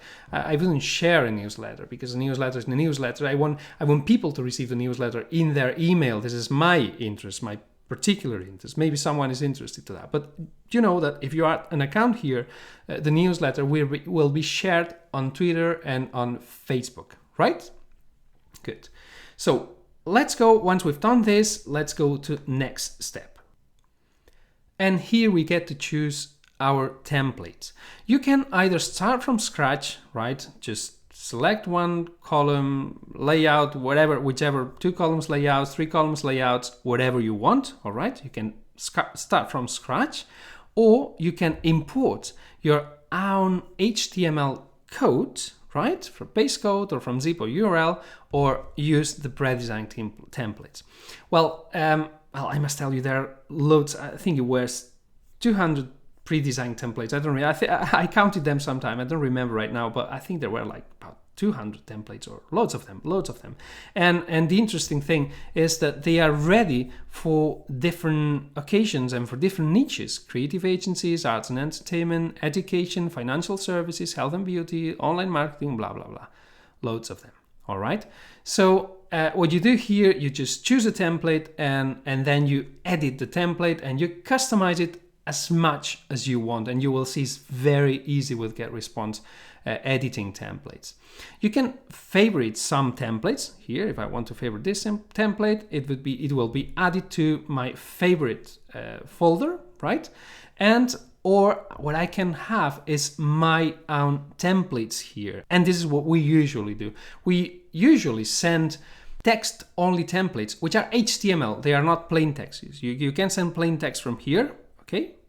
But these ones are HTML. So what we do is we save them as templates and we reuse them for new newsletters. You could do the same. I mean, you could start from your gallery and then from here you can add, you can then save it as a template and reuse it, which is fine. Okay, I think we need to find, each one has to find the way to communicate with their subscribers. But for us, the best way is sending text, and we send quite a lot of text for people to know the message we want to get them, right? So let's start, for instance, this one here. Let's take this one here. And now let's edit our template, right? So there are several things you can take into account here. The first one is that you could do this message wider. I mean, instead of 600 pixels, I could say 1000 pixels, sorry, 999 pixels, right? And this would get wider. This one would get wider. We don't do it. I mean, we just keep it at 600 as it is, but just for you to know that you can do that. You can change the background color. You can add even a picture to the background, and I'll show you the pictures later. And you can do some other things, round them or whatever, and center them on going to the left. The background, we can do this again, the background white if we want as well. But well, I'm not going to do that because the newsletter is white. So and add another picture, whatever. Okay. Well, using GetResponse is very easy. I mean, you can. This is an image. You can just upload your own image, or in this case, I would use my logo, right? Or what you can do is you can use any of the 1000 pictures from iStock Photo that you can use for free creating newsletters. And this is really interesting because sometimes, I mean, apart from that, you can search for what you want. You've got loads of categories here as well, where you can choose the right ones for you, right? Spa, fitness, for instance, bathrobe, baths, beauty, whatever, right? This is really interesting. But if you want to upload your own image, you just go to images, you upload from your computer or upload from a URL, and you get here all the history of the pictures you've uploaded to all your emails so that you can reuse them. Again, what we try to do here is to write names for the pictures that we can reuse, for instance, if it's our logo, so that we can recognize them easily, right? So this is what you would do. We could change, let's say, I'm not going to change this one now, but I'm going to change this one, for instance, right? Let's change this picture, and I'm going to take, okay, that one, that image. Well, nothing to do with that, but that's okay. That's an interview, right? And then you can change as well the text very easily. You can modify it. You can add more text. If I want to add more text blocks, okay, I think I will ruin this message, but you can add text blocks, just drag and drop here. You can add image blocks. You can add image and text blocks. And you can add a horizontal ruler to divide one part of the message. You can add buttons, and you can add even the webinars. If you are making a webinar with GetResponse, you've got here everything of the webinar, right? Okay, so this is what you can do. It's very easy. What I want you to know that what you can do more things here. Let's take, for instance, this picture here, right? You can make it bigger, or you can make it smaller. If you want to make it smaller, it's fine. You make it smaller. And then you can even use a background image. So let's say this one here, for instance, right? And I'm using a background image. You see, apart from the image that I already got, I've got this background image. In this case, this is not the best one, but you could see that we could modify it and use another one. So, but you can move all the elements to one side, to another, and do whatever you want. Once you've done the newsletter, you can preview as well. You've got a mobile preview. So how will this look like for your subscribers in their email? And look, that it looks nice, right? It looks very good. It looks very good in your email as well. And you can put it horizontally as well, how people will see your email. Well, that's easy. That's nice, right? Okay. So more interesting things in this part here. You can I recommend that while you write a message, you compose a message, you save it as a draft, and it will go to the menu, to the sub menu that I told you earlier in the newsletter menu, in the big menu, the sub tab that I told you. This will go when you save as a draft, or you can save it as a template, and then we'll have it where you've seen all my template emails. So I would recommend you to do it every 5 minutes, because it doesn't save automatically. This is something that lacks in GetResponse. It doesn't save automatically, so you need to be careful to save every time as a template or as a draft, right? When you save as a template, you keep having templates. When you save as a draft, you only have one draft. So sometimes it's interesting to save as a template so you can have different versions. However, if you want to have different versions, you can see the different versions here in history, the different versions you've been working on, right? In this case, you see there was no image was changed here, so I could go back to this version just clicking there, and that's it. So if you make any mistake, of course you can go back here in the arrows of going back and forward, but you can use this history and go back to the original message, right? I'll go here to the last one. Okay. So just for you to know, there are more things. There are social sharing here. I wouldn't use it. I wouldn't use it for the same reason I was telling earlier. Because what are you going to share? You're going to share the newsletter. You're not going to share a blog post or whatever. If you want to do that, just take an image of a like and a tweet or whatever, and link it to your post, or link it to your web page, or whatever you want to link it for people to share it. But I wouldn't use this, because this would only share your newsletter. Okay, so social sharing, you could integrate PayPal as well, and well, my snippets here, you've got more things that you've been doing, right? And the history. Okay. Well, more interesting things in this case is you can test the message. You can send a test message. Of course, usually the email where from the sender you're sending it, so that's fine. You can test it from this email, or you can choose any other email from your senders list, okay? And you just send, and it gets tested. And this is really, really nice. First, there's an inbox preview that shows you how will look your email in 20 email providers. Okay, this takes about 2 minutes to load all email providers, but it's a good idea if you want to see how Yahoo or AOL, how will people using these accounts, how will they see your newsletter. It's a good idea if you want to do that. But this is the really interesting thing, the spam score. They give you the spam score of your newsletter. What this means is that you can know if your email has a possibility of being a spam.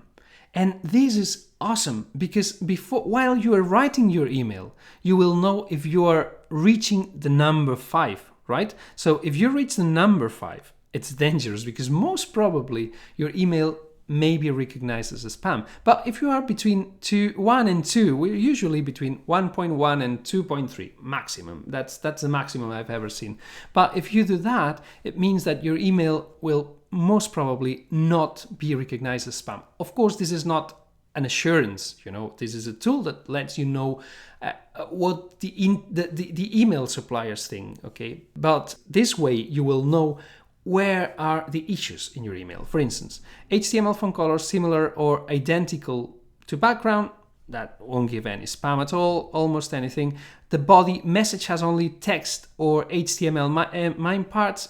Okay, maybe there's not it's not well compensated, from text and each HTML. Body HTML included in the message, fine. Message has at least one valid key IM or key signature, which is something, I think it's something internal from GetResponse, so it's fine.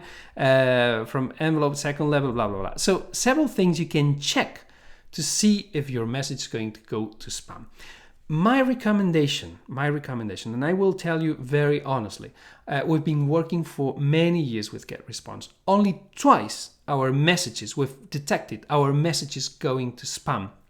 And this was because we didn't check this. We didn't check the spam score. We just sent the messages. I really remember those ones because there were 2 days that we were under stress and we were in a rush and we just sent the email and we didn't check everything. So we didn't check the spam score. But secondly, we didn't realize that when sending the test, our messages were going to spam. Please check all the tests you do. And what we do is we not only send our test messages to one email address, but to 2 email addresses every single time, 2 or even 3 email addresses every single time, because we want to be sure that the email is going to reach the inboxes. And we've realized that when a test message goes to spam, you need to change something, maybe the subject line, maybe something in the text. Once we detected it was because of the bullets. There were many bullets, and that was the issue because we did several tests. We took the bullets out and tried all the things, and it worked. So please be sure that your email doesn't go to spam. The spam score of GetResponse will help you a lot because it will give you, it will give you a great idea on where the problem may be on the body text or whatever. And secondly, test every single message you're going to send. We test them lots of times. I mean, especially when sending promotions, that you're sending affiliate links, you want to be sure that nothing goes wrong, right? And apart from these 2 times, that we were not aware of sending test emails on all this stuff, the rest of the time, we've never, ever had any problem. Deliverability with GetResponse is really, really good. Let me tell you a couple more things while designing the newsletter. If you see, it always opens the kind of text. You can change the font, you can change the size, you can change the color of the font, the background. You can change the separation between each text, right? So 5, we do 5 or we do more, right? Separation here, you can bold or whatever. Well, the typical things. You can center the text. You can do many things as well. Use bullets, and you can link. You can put any link on the text, and you can even personalize your message. Right. In this case, I could talk eggplant puree, for instance, first name, right, or eggplant puree from your city, and you put the city or whatever it is, right, and so you help people to recognize that more personal, or using as well some symbols, some special characters, right? Okay, so let's go now to the next step, segmenting the message. Here's where the segmentation comes. If this is a newsletter for our blog, we would choose our blog social answer list. That's fine, okay? But what you can do here, and this is great, is that you can add and exclude recipients. And here it comes what I was telling you in the contact session, right? So I can come here, let's say that I want to choose a list. I choose this list. I'm not going to do this now. Let me choose the list with only my context so that it's not dangerous, right? I've got 4 people here, you'll see it now. And what I can do as well is to choose saved searches. And here's what I wanted to show you earlier, right? So what we did was we created test custom filter. Do you remember? We created the test custom filter. We had filtered several contexts depending on the open rate. So here it is, the saved search we had done in the context section when segmenting. This is what we do when we want to test a campaign, when we want to send emails to who opened, who clicked, who didn't open, who didn't click, whatever. So we do our live tests, and once we've done them, then we know if a product is going to work for an automation. But here's where we do all our our lab work, right? So if I choose, okay, I chose here the subscribers. There were 4 subscribers. If I choose the test custom filter, right? There are 26,000. Sorry, I meant the test custom filter 02 that I made a mistake before. And there are the 5,000 people that we had seen in our segmentation, right? This is awesome. And what's awesome as well is that you can exclude recipients. Imagine, for instance, I want to send an email to the ones who opened and another email to the ones who clicked. Okay, so people who clicked are people who also opened, right? So I need to create safe search with the people who clicked and exclude another safe search with the people who open. So I will only be sending a message to the people who clicked, and this will give me the information that I need from these specific people. People who click are always closer to buying your product because they are more interested, right? So when you do segmentations, you want to know all this. You want to know who's going to buy. And do you remember when I talked to you about suppressions? Here it is where you get suppressions. Of course, we do not use suppressions because, as I told you, what we do here is we use safe searches and this kind of segmentation, but you could use the suppression lists as well. So I'm going to take this out of here and I'm going to send this only to 4 subscribers. You could select contacts manually. You've got the possibility to do so. But I prefer doing the segmentation and everything right in its case, right? Same thing. Well, I didn't tell you, but you can exclude lists. For instance, you want to send an email to your blog list, but then you do not want that your buyers receive the same email because they've already bought your product. So you exclude those buyers, those list of buyers from these sendings, right? Or people who are not interested, you can tell them, right, are you not interested in that? Well, I will exclude you. Just exclude those people, right? It's really, really easy. And it comes to this point. So let's go to the next step. And here we are. This is the preview, okay? We need to make sure that we used the right subject line.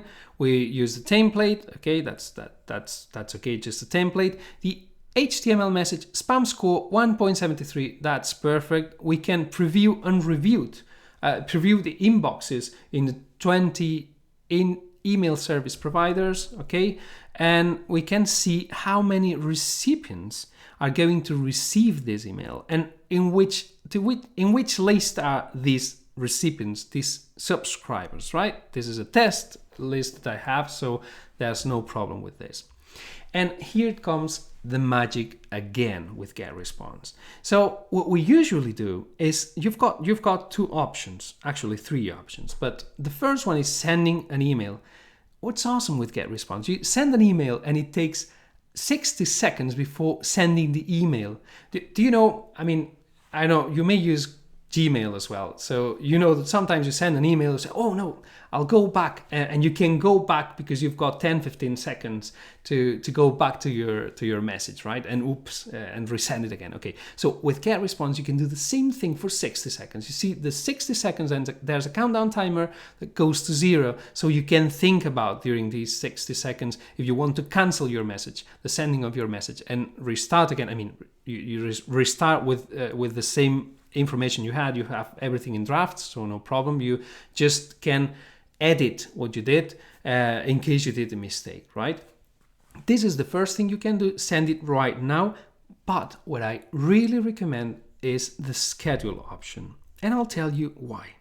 First thing, because you can choose the time zone, all right? I'm working for the Spanish time zone most of the time because most of our subscribers come from Spain, but you can choose here which time zone you'd like to send the email, right?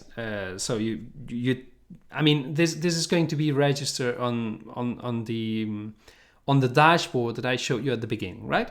The time that the email has been sent. You can choose these, and you can choose as well the time you want to send this email, right? In Spanish time, I would send it at 12 or at 7 in the morning. I'll send it at 7 in the morning, but I'll show you right now. And there are two more options with GetResponse. The time travel option. You can choose at what time you want to send this email. In this case, what I would do, I would send it at 7 in the morning, which is a good time for us. 7 in the morning or 7:15, whatever, maybe 7:05, because everyone's sending the emails at 7. So I'm sending it at 7:05 or 6:55, whatever, right? So 7:05 Spanish time, the right date, and now I do this. So I go to time travel and it will send the email to the recipient's local time. So it's, even if I'm programming the message at 7:05 Spanish time, people from Spain and people from this time zone will receive the email at 7 of this time zone. But people from this time zone will receive the email at 7:05 of this time zone. And this is awesome, because if you know how your community reacts, at what time they usually open your emails, you need to make some tests, of course. So in the morning usually works better, but it depends on the niche you are working in. But it depends on many factors. But you need to test your lists and see and try at 7 in the morning, at 9, 11, and do some tests during several weeks, and you will know better, right? And the days of the week are very important as well. So it will be sent with time travel. It will be sent at 7:05. Recipient's local time. So this is awesome, because this increases open rates by much more. I mean, maybe you can get from 5 to 10 more points from sending the newsletter at recipient's local time. Because imagine if I send it at 7 in the morning, what would happen in the United States? Maybe it would be 2 at night, 2 a.m. So no one's going to be awakened at 2 a.m. So I'm interested for them to receive it at 7 in the morning, right? Okay, so this is one option, but there's another option, and this is even greater, is the perfect timing. It delivers your message when your recipient is most likely to open and click, right? And please note, perfect timing and time travel are mutually exclusive. You can send perfect timing or you can send time travel. What is this? So GetResponse has got an algorithm with how all the contacts in the lists of all their customers behave. So it's not only how the contacts in my list behave. So do a user usually opens an email at 10 a.m. or he opens an email at 4 p.m.? At what time does this specific user, which is in my list, opens the email? So GetResponse knows. But GetResponse knows the behavior of this user not only in my lists, but also in other GetResponse customers' lists. And this is amazing, because it's like sending the email when people are going to read it. It's not just sending the email at the time that I suppose or I imagine they will read it, but the time they usually read their emails. And this is great. And this is the perfect timing is a fantastic option. But take something into account. If you send an email when the time you're sending the email is over for a specific time zone, the people in this time zone will receive the email the day after. So be careful if you are making promo campaigns or whatever that's time sensitive. Be careful not to use perfect timing, because otherwise people will receive the email one day later, and you do not want people to receive the email later because of this. So this is great. You can use this option when you're sending emails that are not time sensitive. But with time sensitive emails, please do not do it. However, it's a great option for open rates. It's even greater than time travel, I would say. Good. So I'm going to do time travel right now. I'm going to send it to the 27th at 05, which is already 12, which is already over, right? It says, in some time zones, the sending time it chose has already passed. Recipients in those time zones will receive your message immediately. If you prefer, you can choose a later sending time. So take this into account. And you see the difference. These contacts which were subscribed to this time zone will receive the email at this time zone, and these ones will receive the email at this time zone, right? So what happens when I send an email? I will schedule, so I will receive the email immediately for these 4 people. The message is sent, and what I want now is to see it live on global view. This is another awesome thing from GetResponse. Because here you see the real-time activity of your subscribers. You see 3 messages have been sent straight away, and another message will be sent in an hour, right? For the different time zone. Well, when I send an email, and when someone opens an email, some images pop here. Blue images for the opens and green images for the clicks, right? So some images keep popping, pop, keep popping. And you can see here as well a real-time feed with the email of the person who's opened the email and also the device from which they've opened the email.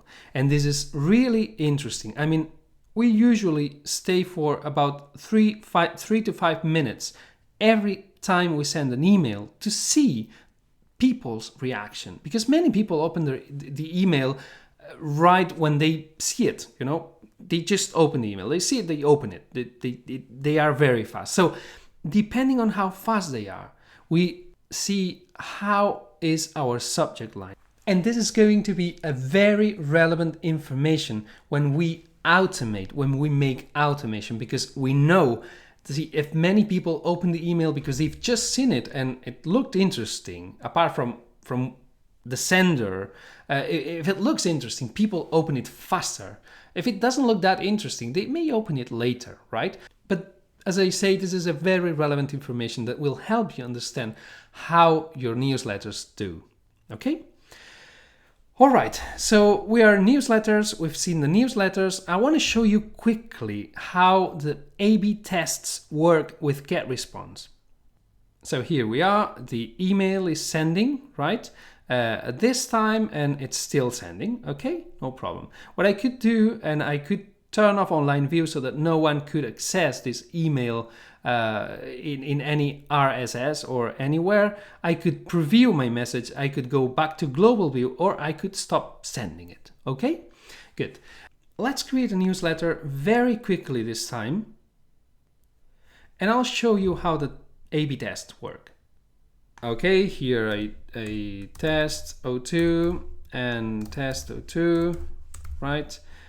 Change reply to, won't do that. And what I will do is I will A/B test here. Next step. I'll choose the same template, I don't mind. I'll go to next step. Let's imagine we've already edited it. And here it comes. So what are the A/B test types you can do? Well, not 3, but 4. Delivery time as well. You can test a subject line, up to 5 subject lines to test. In this case, I'm going to write just 2 subject lines, but we could add more, up to 5 subject lines. We could also test the from field, so deciding which sender is going to be the right one. Okay, so you can add as well more form fields. You can test the content. So let's see which message works best, the one that I've already written or another message that I can choose from the message I've already got. And this is fantastic as well. You can test the delivery time.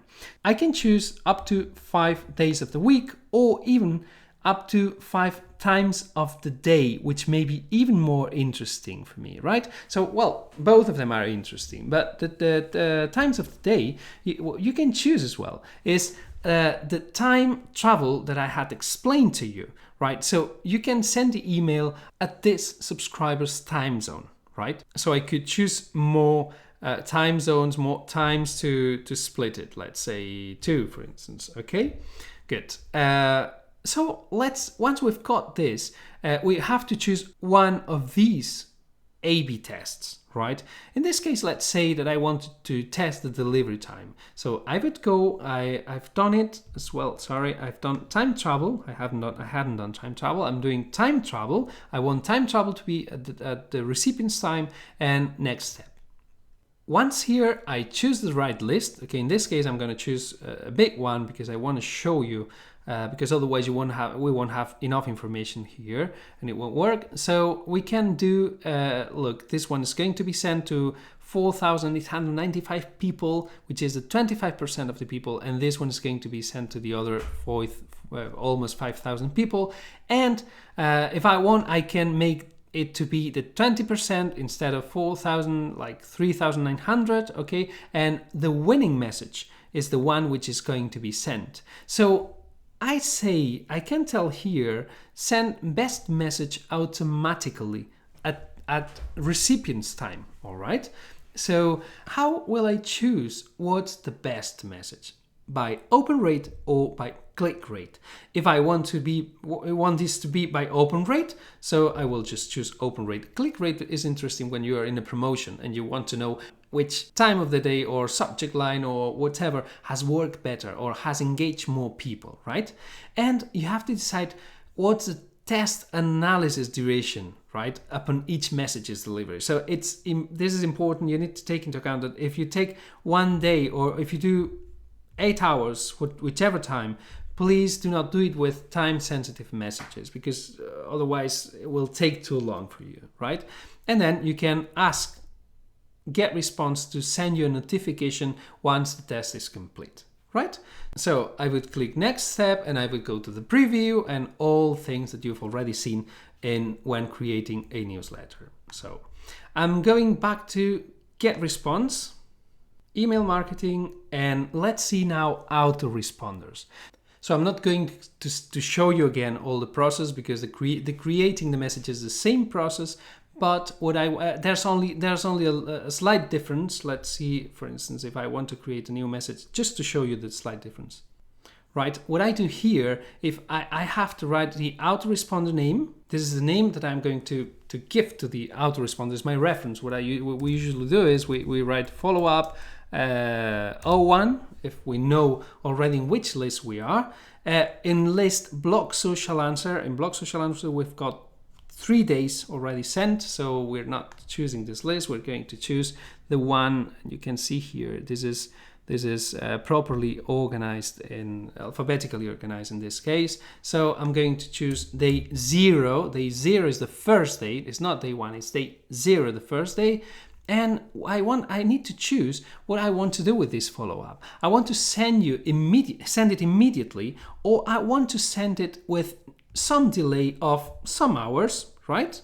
Or I want to send it with no earlier than a specific time of the day, which at the same time allows me to choose the deliver at the recipient's local time. This is very interesting. I wouldn't do that for the first message, because when someone subscribes, you need to send it immediately. But when it's a second message, and there's, for instance, people who are not going to see your emails on the weekend because they are companies and they usually see the emails on Monday or Tuesday or whatever. So you're sending the email at the specific day of the week and at the specific time. So no earlier than 10 a.m., for instance, when people are already at the office, and not Saturday and not Sunday. This is amazing, because you are controlling the way you're sending your autoresponders, okay? Then you choose the message which will go to the autoresponders or the newsletters you've already got created, right? Or even the drafts, okay, that you may have. Let's close this one. You choose the message, you save it, and once you save the email, we go to this page here. Now, let me show you an idea. Let me show you this, okay?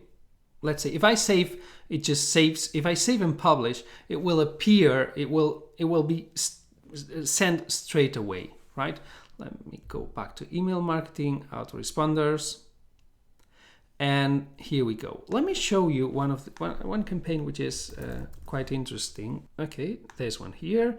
And you will see we've got loads of messages in this campaign. We are not using this one anymore because we're sending automations. But sometimes you just don't need to complicate. Automations are more complicated. You just don't need to complicate yourself and just send autoresponders. The nice thing from GetResponse, and I will take, I've got 2 lists here, but the nice thing from GetResponse is that you can see your autoresponders in a calendar. and you can add as many days as you like. So as you can see here, we got like 12 or 13 messages for this autoresponder. So it's a training in Spanish, and you can see everything, where people are not. You see here there's one contact, and there are more options here. I can edit it, I reuse it, I send a test message, preview it.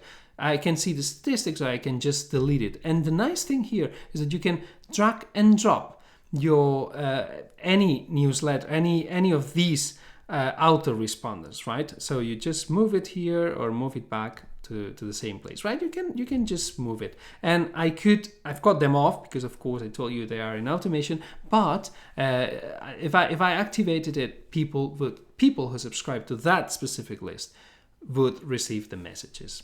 All right, so this is the interesting part of autoresponders, how to manage them and how to see them on a calendar, which starts on day 0. Remember that it starts on day 0 and it goes for as long as you like.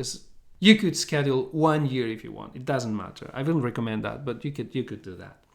Okay, the next subtab are the drafts. It's here where you've got all the drafts. As you can see, we've got the test02 saved as a draft, right? And it came to this place, so I can manage drafts and again edit them, send this message, preview or delete, or create a new message.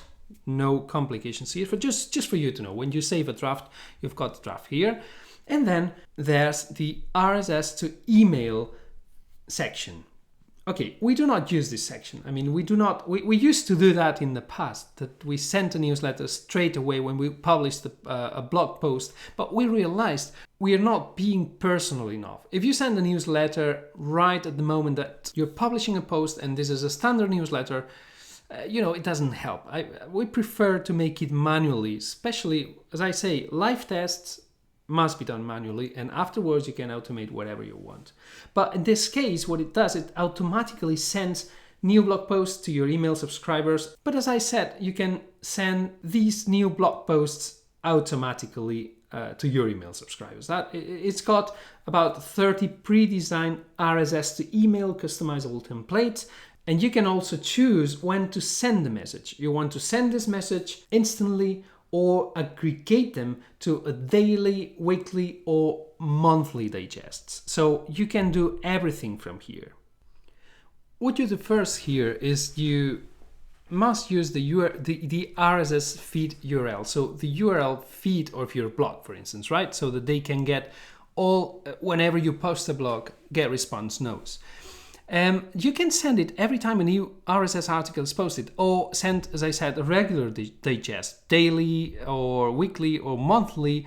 You can even filter by recent, engaged, shared, or more commented posts, and you can add as many articles as you like from your blog, right? So this newsletter would have 1 article or 2 or 3 articles of your blog. Then the message name, as I say, the naming stuff.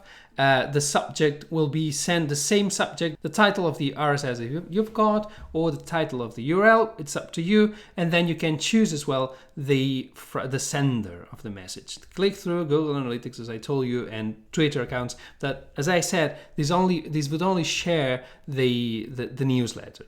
So, well, once we've done this, we go back to the previous step, right? We go back to the RSS feed URL, and there you can leave it on, off, or edit it, or preview, or delete these RSS to email.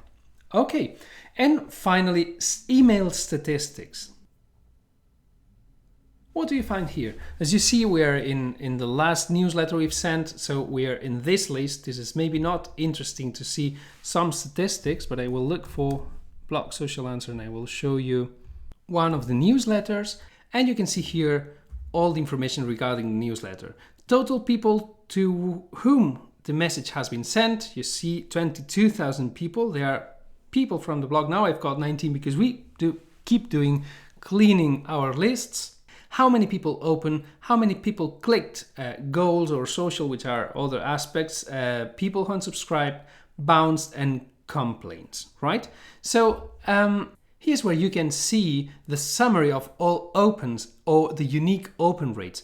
the summary is the usual rate that's taken when there are some niche statistics or industry statistics. So it's quite a good one, and click rates as well. So, but I prefer doing the unique ones. Well, when this is a promotional email and people see promotional email and maybe they expected you're not going to promote anything to them. So there are more unsubscribed people than when it's not a promotional email, but it doesn't matter because these people who unsubscribe from your list are people who are going to leave your lists clean, are people who don't want to receive your messages. That's great, that's awesome. Just let them go, no problem at all. I mean, it's not, the important thing is that your unsubscribe rate is not, it's a very low percentage compared to the people who you're getting into your lists and to the people who open your emails, who interact with your emails, people who click your emails, right?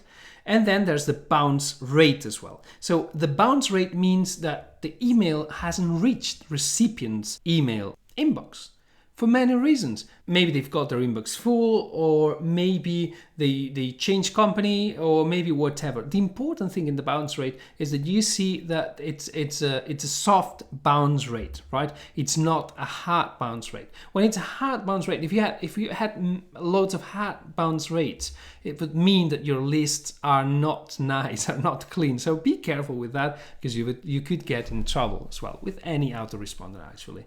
More things you can see here. You could show the contacts that open the message, or that the message has been sent to, or that didn't open the message, or that click, or whatever, or you could email this group. So what this would do is it would create a safe search, right? A safe search for the messages. So you just create a newsletter, and in the newsletter, these people will be already selected, right? And finally, you've got more statistics here. You can see the opened, right? The time they open. This is very interesting. As I told you, most of the people open when the message has been sent, and you can see the clicks, goals, social amounts, etc., etc. All these things. For more things from the newsletter, well, here's the RSS. We've got nothing with RSS. Subscribers, we've seen it earlier. Email clients. Email clients gives you an idea of which email service providers are using your customers, right? Your subscribers. So I look for Block Social Answer. I'm just writing the name and it comes, right?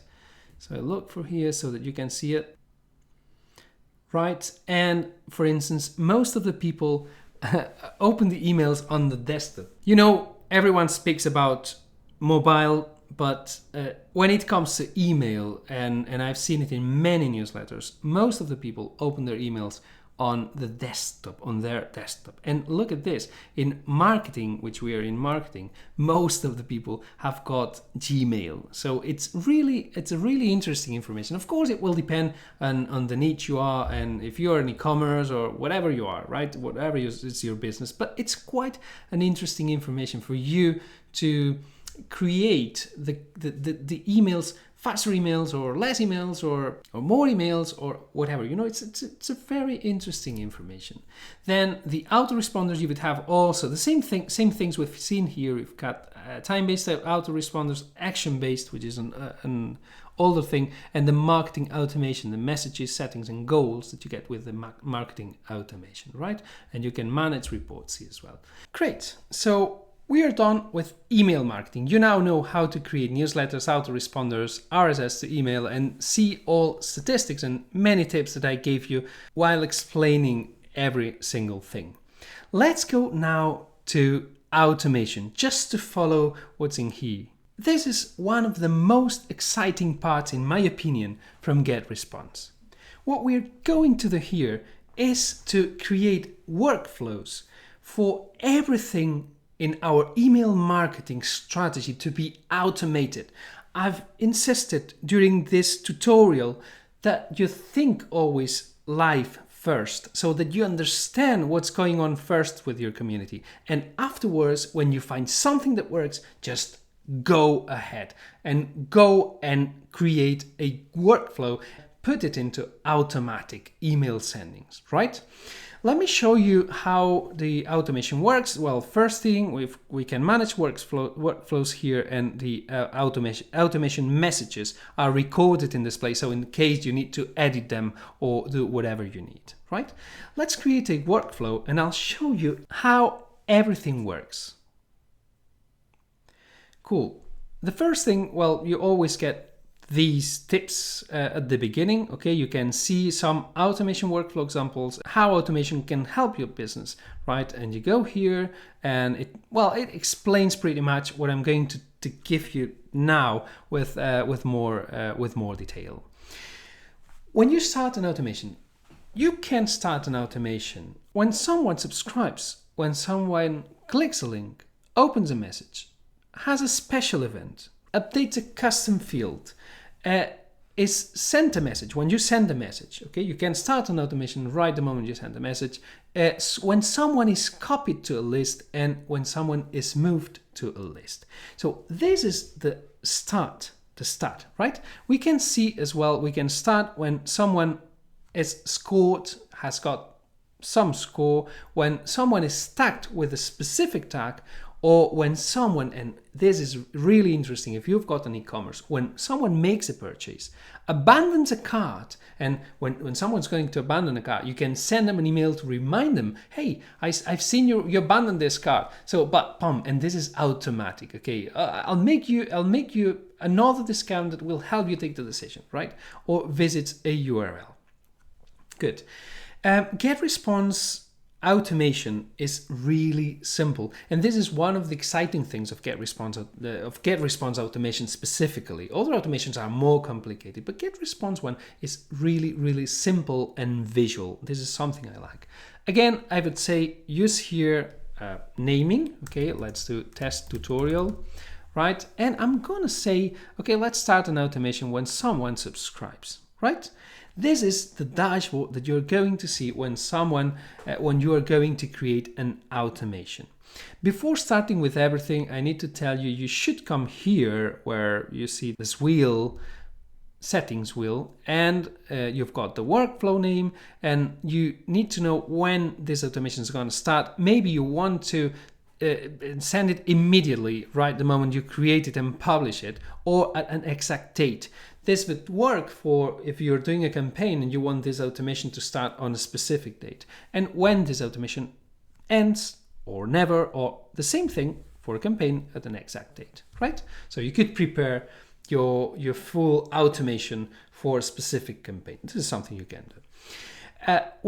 The first thing you see here, you need to start with conditions. You see GetResponse has got conditions, then has got actions, which is what we're going to do once we start the conditions, and then there are certain filters that you can use as well in your automations.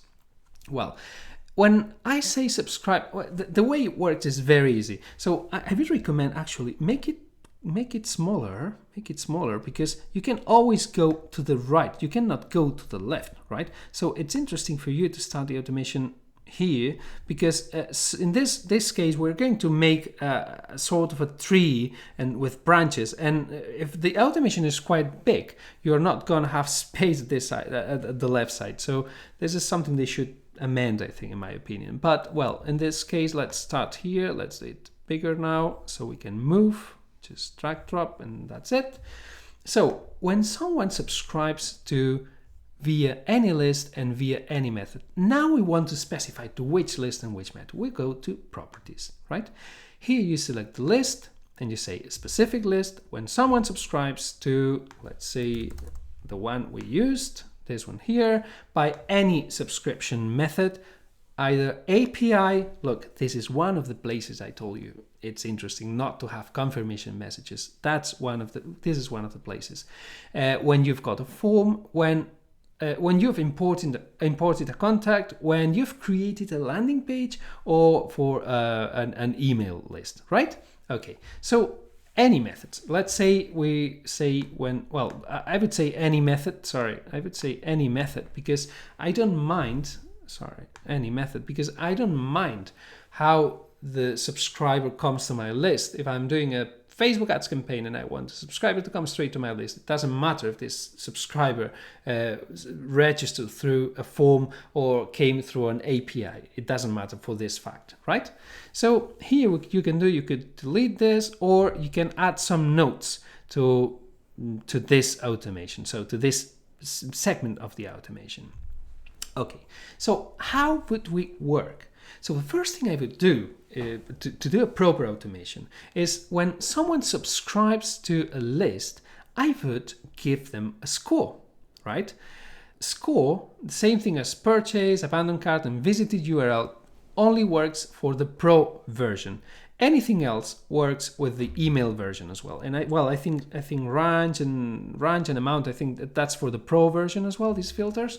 But as I said, the rest works for the email version, right? So I would assign them a score. What does it mean, a score? I want to know how this subscriber is engaged in my lists.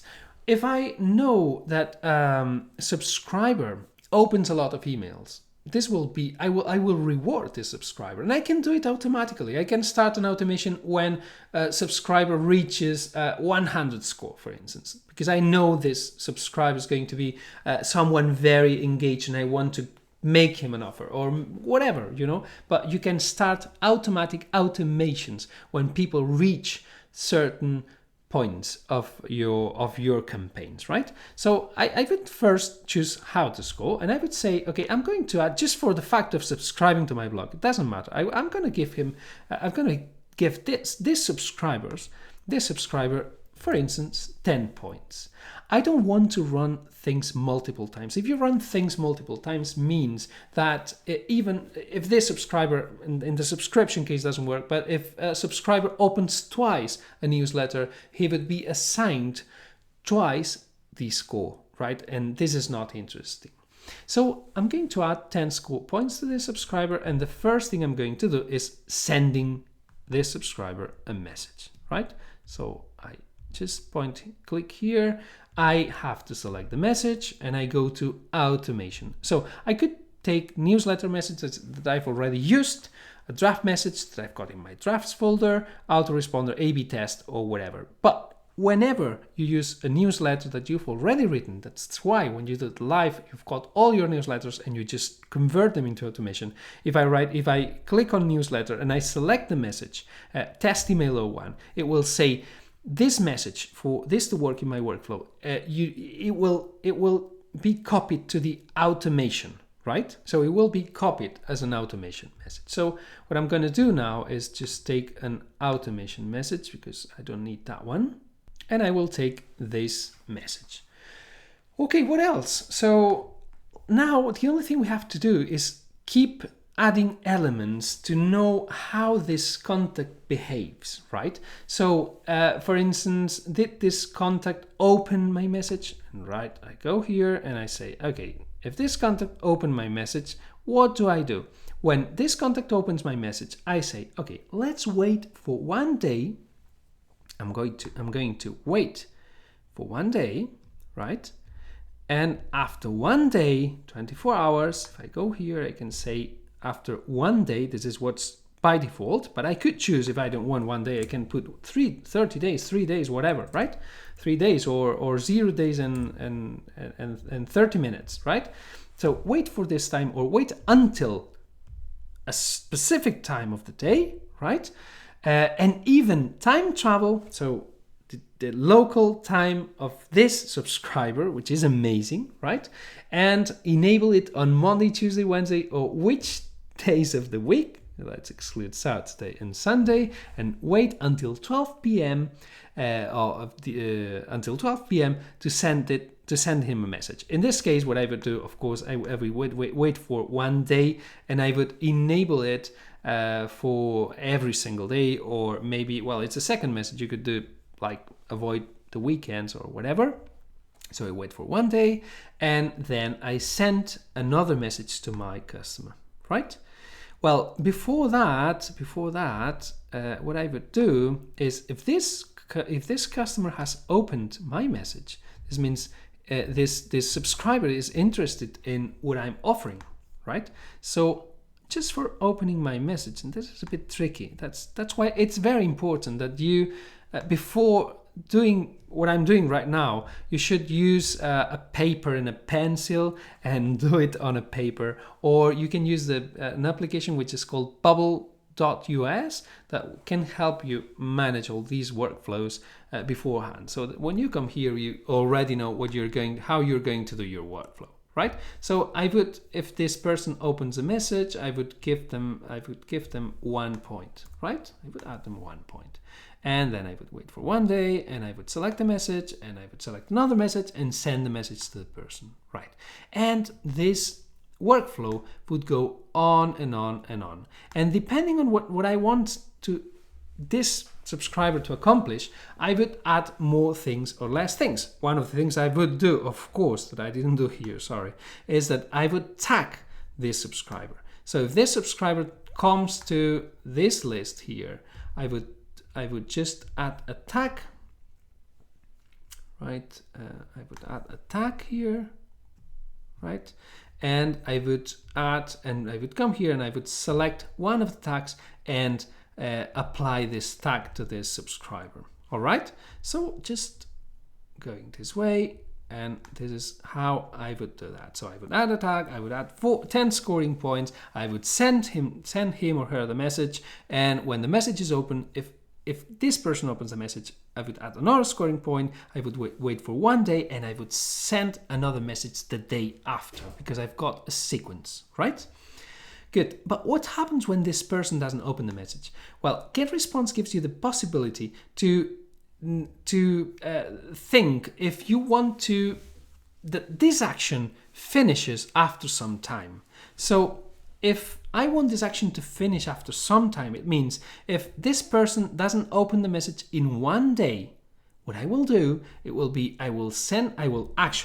I will subtract 1 point. I will remove 1 point here, score. Let's say, okay, you've got 1 point less because you're not opening my message. I would subtract 1 point, I would subtract one number, and I'm subtracting 1 scoring points. That's why I gave the subscriber 10 points first, right? But I'm subtracting now 1 point.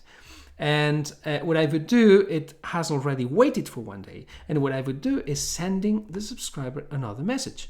In this case, I would choose a message which would be like, hey, did you see my email, my welcome email? Was it interesting for you? Did you get my lead magnet, right?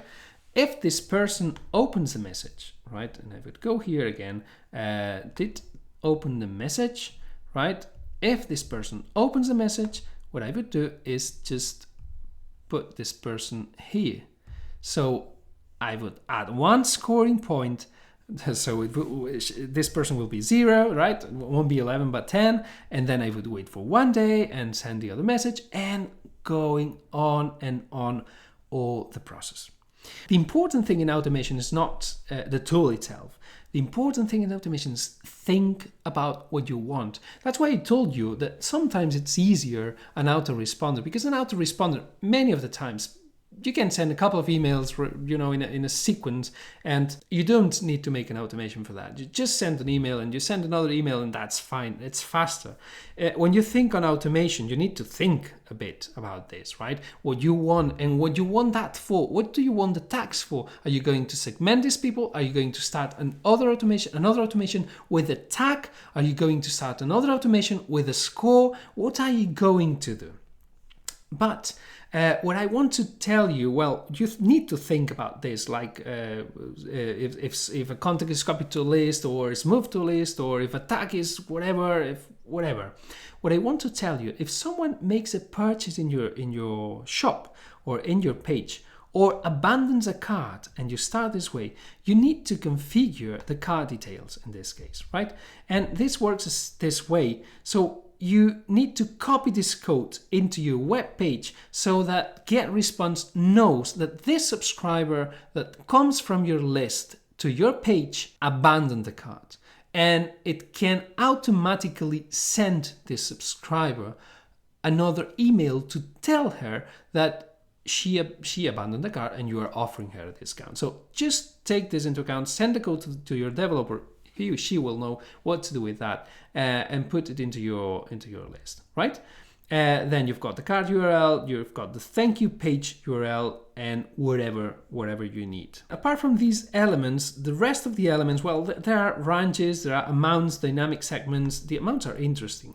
For instance, you want something to apply only to the first contact or only to 100 people. Let's say you've got an offer, right? And you only want these 100 people to get the offer. If these 100 people are in the offer, then you will send them a message. Otherwise, you won't send that message. You will send another message. And same thing goes for ranges. You've got even dynamic segments, right? Which goes to, do you remember when I was talking about the segmentation, right? So you can create different segments with conditions groups, with different groups of conditions, right? So which list, are they receiving autoresponders, when did they subscribe, right?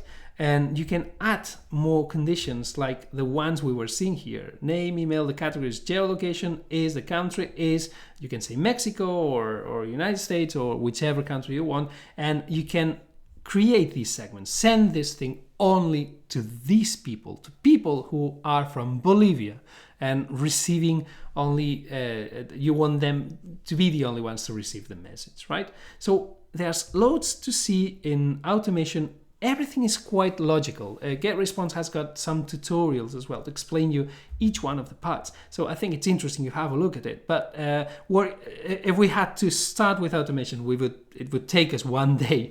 And this is quite a long tutorial. We wanted to do it very specific, but automation works especially with strategy. If you get through our link, we can do some automation. I mean, when we do your strategy, we can help you with some automation for your strategy. So if you're interested in GetResponse, I mean, you're seeing that you're getting a really, really huge tool with loads of other tools to use in your marketing.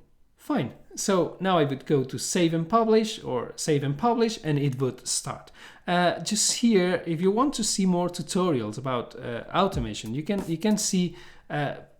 You can get here a really, well, it's quite fast tutorial about how each one of these elements work here. But there's other pages in the automation. If you look GetResponse automation, you'll get more tutorials about the automation. Right, I'm going to just save and exit this case. Oh, sorry, yeah. When you've got elements which are not complete, GetResponse doesn't allow you to save this. So what I'm going to do is I'm going to go out of here, and I'm going to, because I want to show you a real automation. So I'll do that. Limpieza. Okay, this one here. Right, let me show you this automation just for you to have an idea how an automation works, because there's another element. Okay, this automation, this specific automation, is to clean our lists. Okay, what do we do here? We could do it automatically when people reach a certain score, certain underscore actually. We could start an automation. Oh, this is not a nice contact. We need to send them automatically a newsletter. But we don't do it this way because we want to have control of our subscribers. What we do is we tag the people who are not opening our messages for 3-4 months, right? So we've not opened any message for this time, and we assign them a tag. And when we assign them a tag, cleaning, in this case in Spanish, we send them a newsletter. We're going to unsubscribe you from our lists. If this person opens a newsletter, then we check if this person has clicked a specific link. We give them the option. Do you want to keep with us or not? And what we do is we say, if they say, no, I don't want to keep with us, thank you. Okay, we wait for half an hour to see if they click during this half an hour after clicking here, if they click the other link and they want to stay with us, right? Maybe they click by mistake, so we give them the option. Or if they click on the specific link, we're just fine, right? If they don't click anything, just go away. No problem. I mean, it's cleaning. I mean, it's good. It's healthy. It's okay. It's fine. No problem. No problem. You need to be very aware with this. There are people who like to collect subscribers, right? This is ridiculous because this won't help your open rates. This won't help your click rates, anything. People who are in your lists who are inactive or doing nothing or not opening ever, what do you want them for? I mean, let them go. Let them go. It's fine. It's fine. No problem. But if they want to stay, you just remove the tag and they keep being in your list. So this is a real example of cleaning list. You could do it automatically, but we do it in this case. We just do it this way. We do it semi-automatically because we want to see, and we do not delete them straight ahead, but we send them to another list, and so we check them and we see if they are customers or they are not customers, and in case they are, we can tag them, right, in a different way, because maybe they didn't see the message, but they are interesting for us. So I mean, automation is fine, but you need to be over your list. You need to know your subscribers. Okay, so we are ready with automation. And now let's go to landing pages. This is another of the tools that GetResponse includes, and it's great, as I showed you at the beginning. I mean, you're going to save a lot of money with all the tools that GetResponse includes. This one in the Pro version. The Pro version includes all the tools, webinars and landing pages and the advanced automation, right? And probably also the CRM. So we're going to create a landing page. I'm going to show you how landing pages work. The great thing with landing pages is that they contain lots of templates you can use for many situations, and you don't have to worry about that. Let's create a landing page. The first interesting thing here is that you can organize templates by most recently added, and you can see this one is the template we've used for the newsletter. So some of them, they convert them into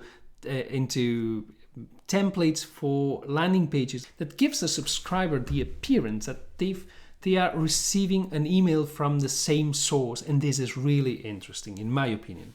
Then you can see the most popular, and you can tag them by conversion rate, right? The conversion rate in this case is which ones have got more subscribers. It doesn't mean sales, it means subscribers. But you've got general, you've got opt-in pages, right? You've got lots of opt-in pages organized by conversion rate in this case. You've got promo pages, download pages, sales pages, webinar pages, right? Lots of them, and even thank you pages. So as I told you earlier, you can create a thank you page for every time everyone subscribes. Right, let's take, for instance, one of the webinar pages. Doesn't matter, the live webinar, this live webinar. Fine. So when I arrive to this page, there is this message here. If you want, GetResponse's landing pages are responsive as their emails are, and everything is responsive in GetResponse, right? But you need to take into account that in order that your landing pages to be properly seen in mobile phones, you will need to work with these two previews, right? So you need to make them match, both of them. Right. Interesting thing here, you can create several A/B tests. You can create variant I, variant V, variant C, and variant D, and I think up to 5 variants, or actually more variants than that. I don't think we need so many, but the good thing is you can create different variants of one landing page so that you see which one works better. And then you've got a thank you page, which is quite similar to the actual landing page, all right? And it works the same way it works with the email editor, the same way. So you just drag and drop anything, you just go here, I add a button, and then when I add a button, I just can add a link here, link to here, open a new window, important, the kind of link you're going to use, whatever, the button color, everything. You can modify everything. No active webinars found at the moment, so in this list at least. You can add videos, you can add a YouTube video, and the only thing you have to do is just up here, press here, and get the URL, the video URL, and just embed it, all right? You could also look, and this is very interesting, you can hide controls, you can show controls, right? You can autoplay, you can loop, you can show related videos, or the title bar, or not showing the title bar, whatever, right? You've got several options, but you can add the video. Okay, I'm gonna add this video right here, which is not the best place, but for you to see that. Okay, and you could add Twitter, and these, in this case, these buttons work. And you can add also, well, PayPal account, buy now buttons, and these bars, horizontal bars here, so to split some sections. Fine. The HTML editor, I wouldn't recommend you to use the HTML editor. I mean, I've tried sometimes. It doesn't let you edit the template. They've told us they will improve all these features, but at the moment, I wouldn't touch the HTML editor. Same thing here, you've got SEO settings, title, description, cookies notification, quite interesting. And then you can add a favicon, or you can add a Facebook image, the thumbnail for your Facebook when you publish this page on Facebook, so that you can choose how this will appear on Facebook, right? Well, once we've done this, we go to next step, and it tells me, okay, mobile versions for some of the page variants haven't been generated yet. You may continue, but we recommend that you generate mobile version. Okay, so return to editor, and what I do is I go to mobile preview and I see if everything was fine. In this case, everything is fine, right? You just need to take into account that maybe you're using a font size which is too big and it goes out of here. So you need to be careful with these things, okay? This is the only thing you need to. But if you use the template as it is, it pretty much works very well, all right?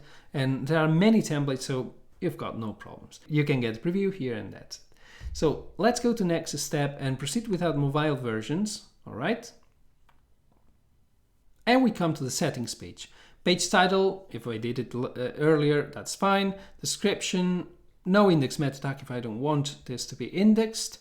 And then you can use one of GetResponse domains, or which is required. I mean, you need to create test.great.com or your own domain. So you first need one of GetResponse domains, and then you can select your domain. The only thing you have to do is to add a CNAME entry to your subdomain and change the DNS settings. It explains you here how to do it. It's not that complicated. So you just have to relate your website to GetResponse, and this way it will be whenever someone enters your URL, whichever our URLs are, so or your domain, so they will come to the page and they will see your URL.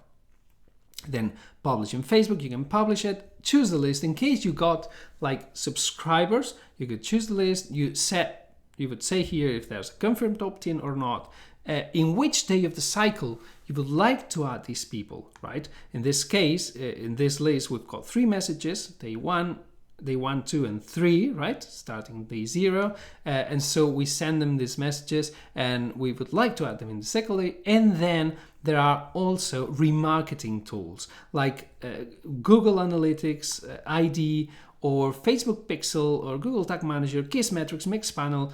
Well, the biggest ones, right? So you can use them for your targeting options. And then you can add also conversion ID from Google AdWords, or conversion trackings and labels and things like that. What I would do now is I would save, or I just would publish. I won't publish that now. I will just, I need to complete required fields. So this is a test demo tutorial, great.com, and I would save, and I would save this, and okay, let's publish, right? Oh, already in use, demo tutorial 2. So publish, please wait, and this page the landing page has been saved and it's already published. So if I want to see my landing page online, I just go here and you will see that we've got our landing page ready to use. Got it, the cookies and whatever here. So you see, it's really easy. As I said, it's pretty much the same way as it works with the email editor. So once we're here, we go to landing pages again. Let me go to landing pages, to the manage section. I could create another page, manage my landing pages. And this is the landing page I've got. You've got the visits counter, right? The subscription rate, the contacts that you've got through this landing page. If you've tested GetResponse for a while, you may have a limit of 1,000 visits, but you don't have this limit with the Pro version, and you don't have the limit of creating as many pages as you like, right? And same thing, we can see statistics for all times, sort by modified on, and searching here the landing pages. Okay, so let's go to the next part, which are the webinars. I love the webinars, GetResponse webinars. As I told you, with GetResponse, you can create webinars up to 100 people with the Pro version and up to 500 people with the Max version. If you want, you can add up to 500 people as an add-on, right? So you just pay for what you're using at that time. Or even if you are in email and you want to add webinars, you can add it as an add-on as well, all right? So let's see now how the GetResponse webinars work. In my opinion, the GetResponse webinar platform is one of the best platforms in the market, honestly. We've worked with many webinar tools, and well, for the kind of webinars we create, we usually need webinars with more than 500 people. That's why we do not use GetResponse as the main webinar platform. Maybe for some smaller webinars, GetResponse works very well. So I can honestly say this is a really good option, even because it comes included in your Pro version, right? I'm going to show you how to create a webinar. First thing, webinar settings. In this case, the name is a name that all your participants are going to see. So in this case, well, I'm going to say test webinar tutorial, right? Test webinar tutorial. And then, as you can see, the webinar URL, it's added, this test webinar tutorial is added to the webinar URL, right? This is the main URL for hosting webinars, right? So when is the webinar going to start? And here you can choose which day and at which time is the webinar going to start, right? So let's say this time. Is registration required? I would recommend you to ask for registration because you want to get more subscribers, right? So you want to get more email addresses, especially if you're using Facebook ads or whatever other way to make subscribers approach your lists. It's interesting that they register. Furthermore, because after the webinar, you will be able to target these subscribers. Then there's a really interesting thing, and not everyone does it the same way. So you can send reminders. Reminders are very, very important because you want people to be live on your webinar. You don't want people just to watch your replay, which you will do, of course, and you have to give them the replay, but you want people to come to your webinar. So sending reminders like at start time, or 5 minutes before the webinar, 30 minutes, 1 hour, 1 day before the webinar, I would select them all, because it's interesting that people comes to your webinar. And you can even choose a reminder template, right? You can use one of these templates here. Well, the sharing settings, same thing as I told you other times, and access and subscription here. So you can decide if you want your webinar to be open or password protected, right? If you decide password protected, you will have to send this password to whomever is going to be in the webinar. And in which list are you going to send your subscribers? To which list are you going to send your subscribers once they register, right? So the webinar registrants, right? If registration is enabled. In case registration is not enabled, you will send your webinar attendees to this list, to the same list. There's a difference between people who register. That's why I told you it's interesting for people to register and people who attended. Usually a 40%, if you do things properly, if you do things well, a 40% of registrants are going to be live in your webinar, right? That's an average. And afterwards, you have to decide if you want to send them a message, the message of the autoresponder cycle. Okay, in this list, I've got one message, and the lobby message or agenda. It's displayed in the webinar waiting room, right? So be patient. Patient will be here in a while. right? So be patient, we'll be here in a while, whatever you want, or just leave the standard message. And finally, once they register, you can get the default page, or you can use a landing page as we've been using and just choose the landing page you've created, right, from here. So as you can see, the webinars are integrated with everything, with the lists, with the landing pages, and whatever you need for your webinar. Fine. Now what I'm going to do is save and send invitation. And I've got here the list where I want to send the webinar invitation, the message name, the subject line, and the same thing as if I created a newsletter. So I'm not going to do this. I'm going back. Just wanted to show you.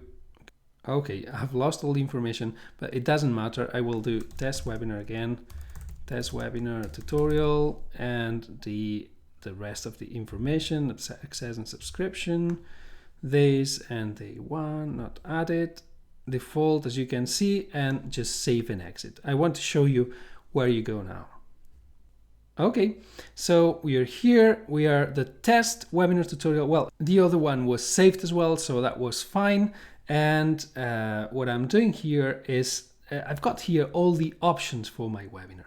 So the first one is I could edit the information I've seen. I could send the invitation, would go to the same page I showed you earlier, invitation statistics, join as a presenter, view as participant, so that you can see how people are receiving the webinar. And this is very good. I mean, when you make a webinar, I would recommend not to be alone. I mean, I would recommend to have someone somewhere else seeing what people are seeing, because maybe you don't realize you haven't got a good internet connection or whatever. It can happen in a webinar. Webinar's live, so it can happen whatever. So it's better to have someone to help you manage the webinar from another computer. You can send a message to registrants, so people who have already registered. You can delete it. You can download the chat or download the statistics of the webinar. So how many people registered, how many participants were in the webinar live, how many were not live, and then from here you can manage all the information, and you can keep sending newsletters for people to get engaged to the replay and to buy whatever you have to sell in your webinar. So what I'm going to do now is to join as a presenter so that you can see how GetResponse webinars work. Loading page, this is normal. This is a normal process, so don't worry about that.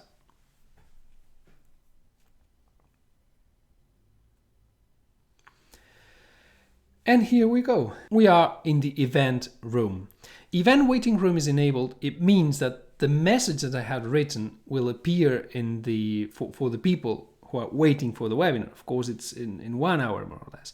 But what I want to do now is to prepare the event. Okay, so you've got some instructions here. Set up your audio and video. This is very important, of course. Upload any files you want to present during your event by clicking the presentation icon, and when you're ready, click Start Event. Okay, so these are some instructions, and let me show you the super dashboard of the GetResponse webinar platform.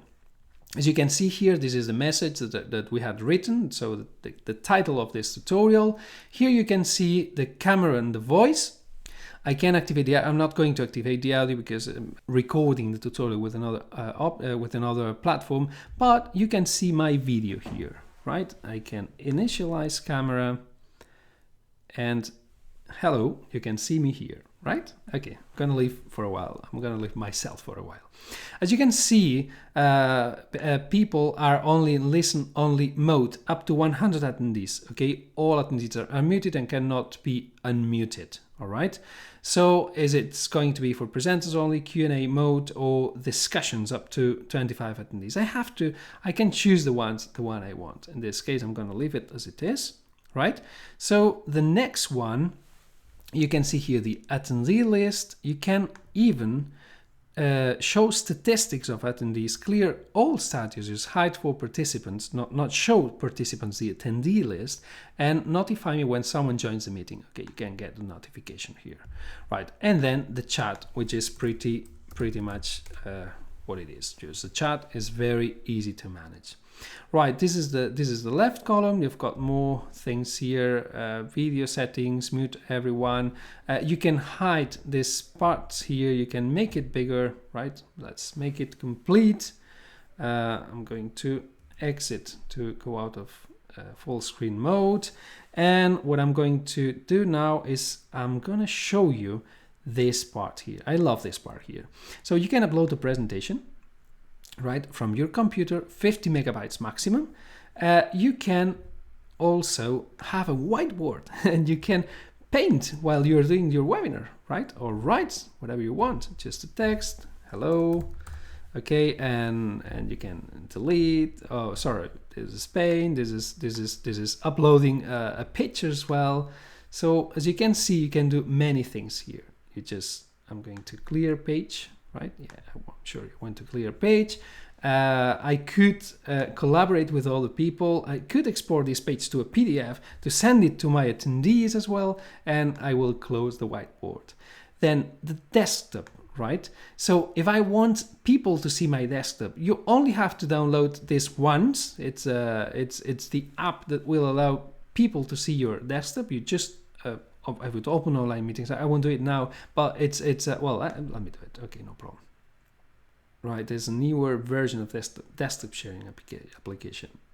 It's updating, or let's update it.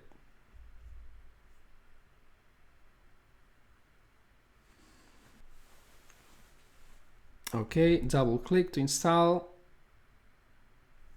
I'll be guided.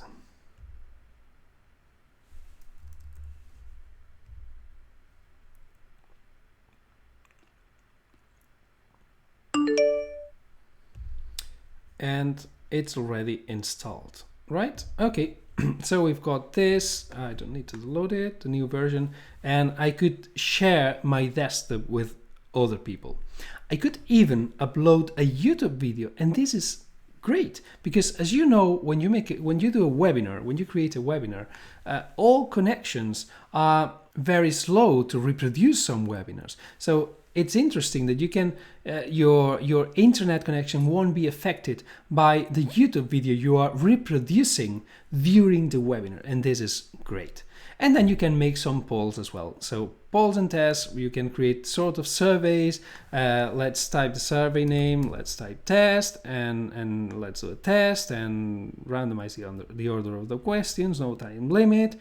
Start adding questions, and we are starting adding questions, and we can make tests during the webinar, or we can ask questions to our subscribers during the webinar, which is awesome as well, because you can engage your audience. Always that you're on a webinar, you need to engage your audience as much as you can. Okay, so this is the dashboard. There are other settings here, which are that you can add and delete some parts, and you can change how the room is going to look like. I can change this template here, or I can use another template, another layout here, mini chat, or have only video and text, right? So here I am again, and yeah, many other things, you know. It's really, allow full screen. And what I was going to settings, okay? And you can decide not to have camera voice, shared files, show the shared files here, attendee list, or whatever, you know, depending on the layout you're using, it will vary, but you can add more things. I'm using another layout, but I can add the attendee list, the shared files, and whatever I want. Okay, very important. When you start an event, right, you need to remember to record this event. Okay, you start an event, you record an event, and now it's recording, and I would start the event and it would be recorded. When GetResponse records, I'm going to stop it now. You want to stop? Yes. When GetResponse records the events in their own platform, and this is great. I mean, go to webinar, you have to record it in your computer, so you cannot record it in the platform, you have to record it in your computer. If you've got a problem with your computer, you have no replay. But the great thing here is that you have got the replay in GetResponse platform. Is very reliable. Good thing is that you can the good thing is you can record the webinar, but you need to be aware that you can record up to 2 hours with the 100 participants version. If you use the 500 participant version, you can record up to 4 hours. What does it mean? I'm going to go out of the event right now, right? I haven't started the event, so I'm not going to see it. So, well, let me start the event just a second. Unlocking feature is now available. Start button this, and now I would start recording. Okay. All right. And well, it takes a little bit. Maybe my internet connection is quite slow now. So I'm doing this, and now I'm going to end the event. It tells me, do you really want to end the session? Yes, I want to end this session. And it takes me to the thank you page. All right. This is the thank you page that we had written at the other time. Right. So I'll go back to GetResponse.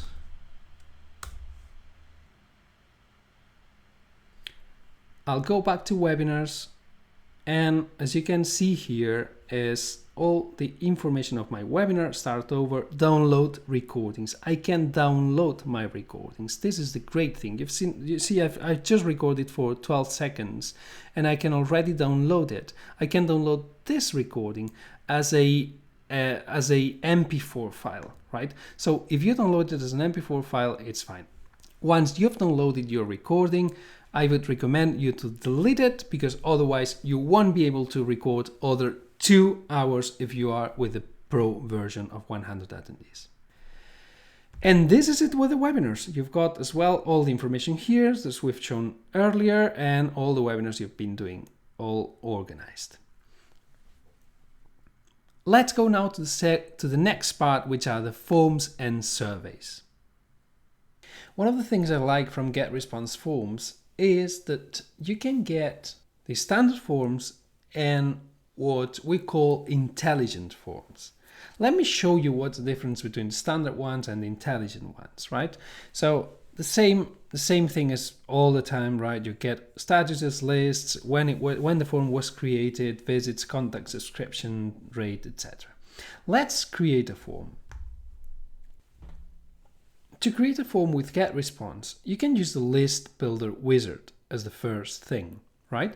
The List Builder wizard allows you to use several templates which are ready for you to start working on, right? We've got general, we've got newsletter sign up, free course sign up, free download, leave feedback, whatever. You can see there are loads of templates. Well, it takes a bit to load because my internet connection right now is very slow.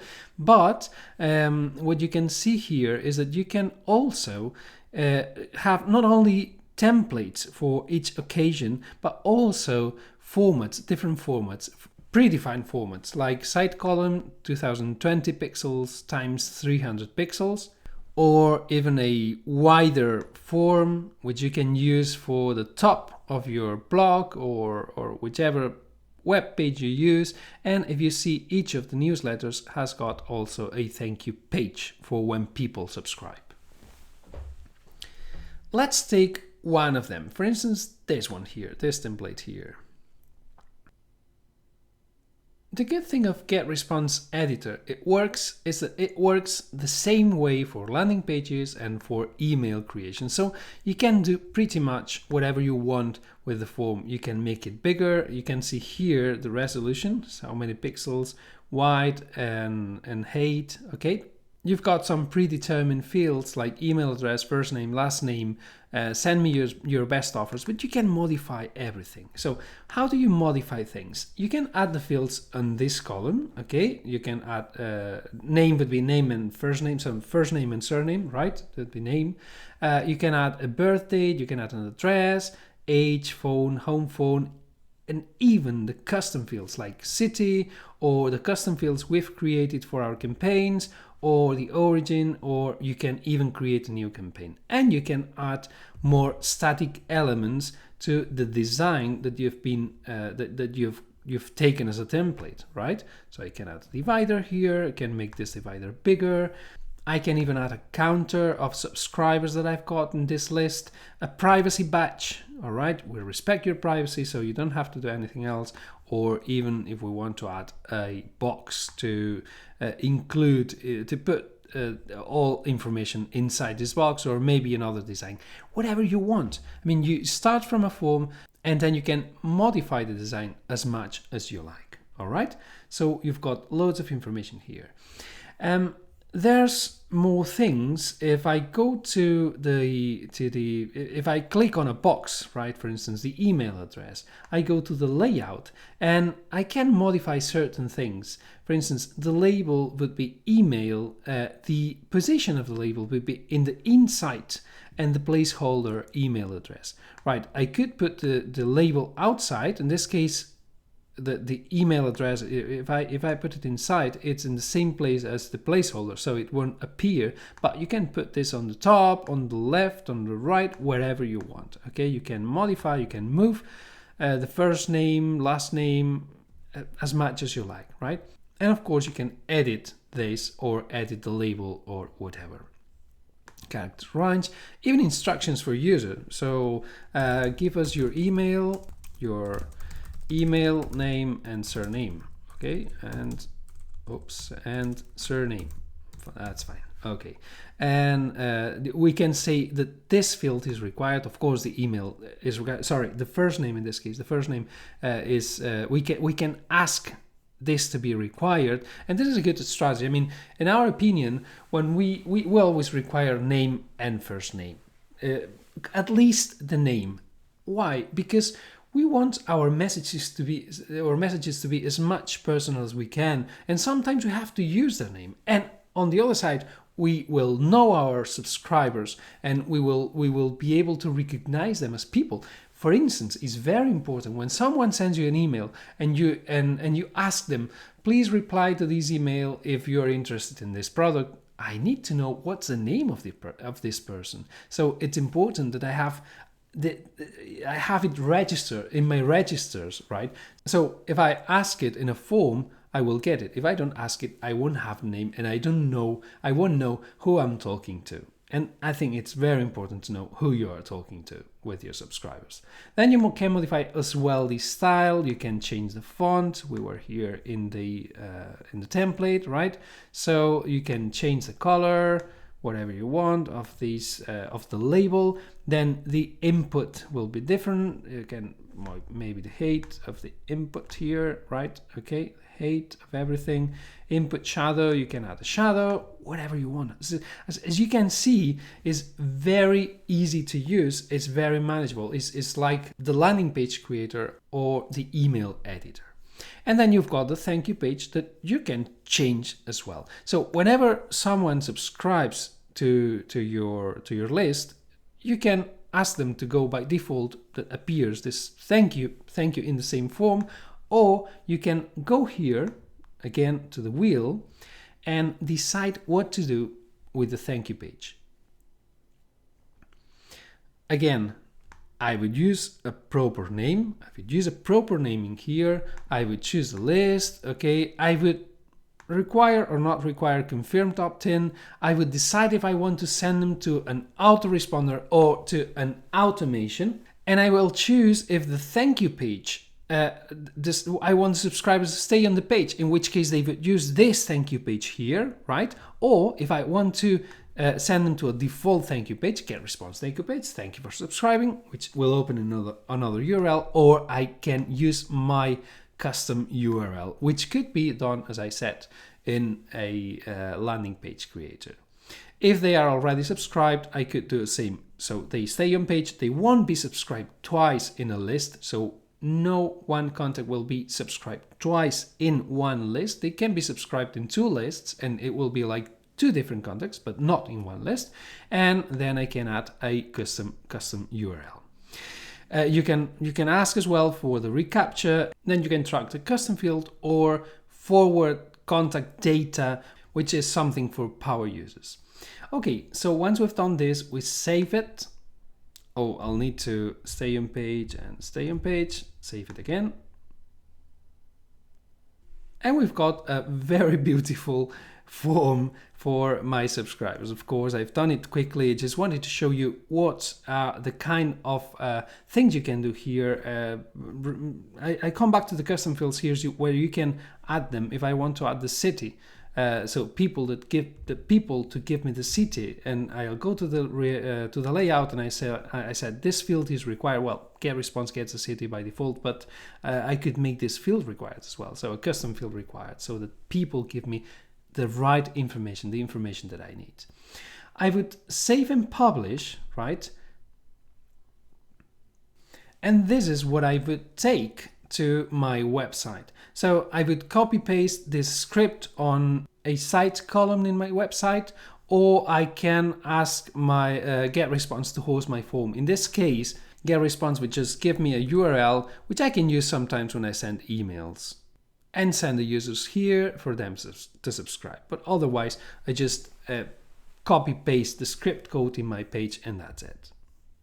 Great. Once I've got this, I go to the form list, and I've got my web form already created and published, which I can unpublish as well if I want. Okay?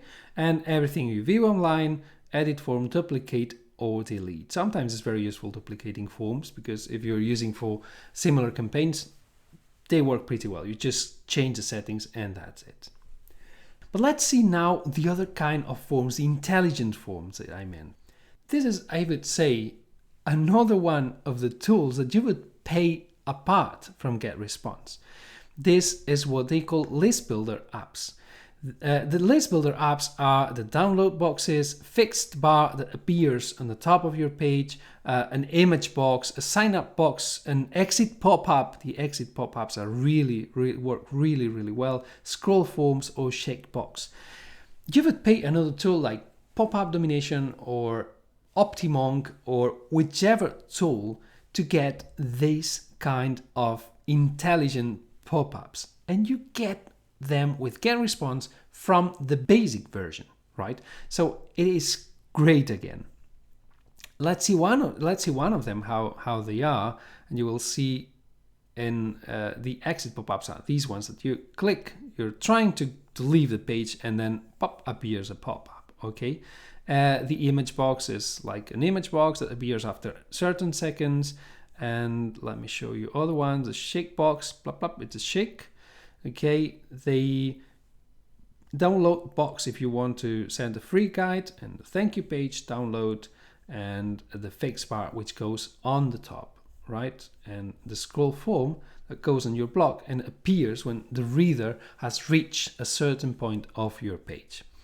Well, I will just show you one of them. I will use one exit pop-up. These are a bit different. These are not as customizable as the normal pop-ups, but they are very easy to set up. So you can modify the text.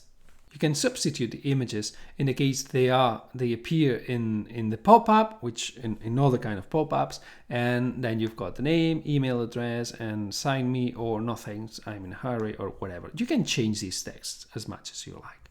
So the form name, the same thing. Background, let's do the background transparent, but you could do it light, dark, or whatever. Display effect, you can make it fade or slide or scale up, scale down.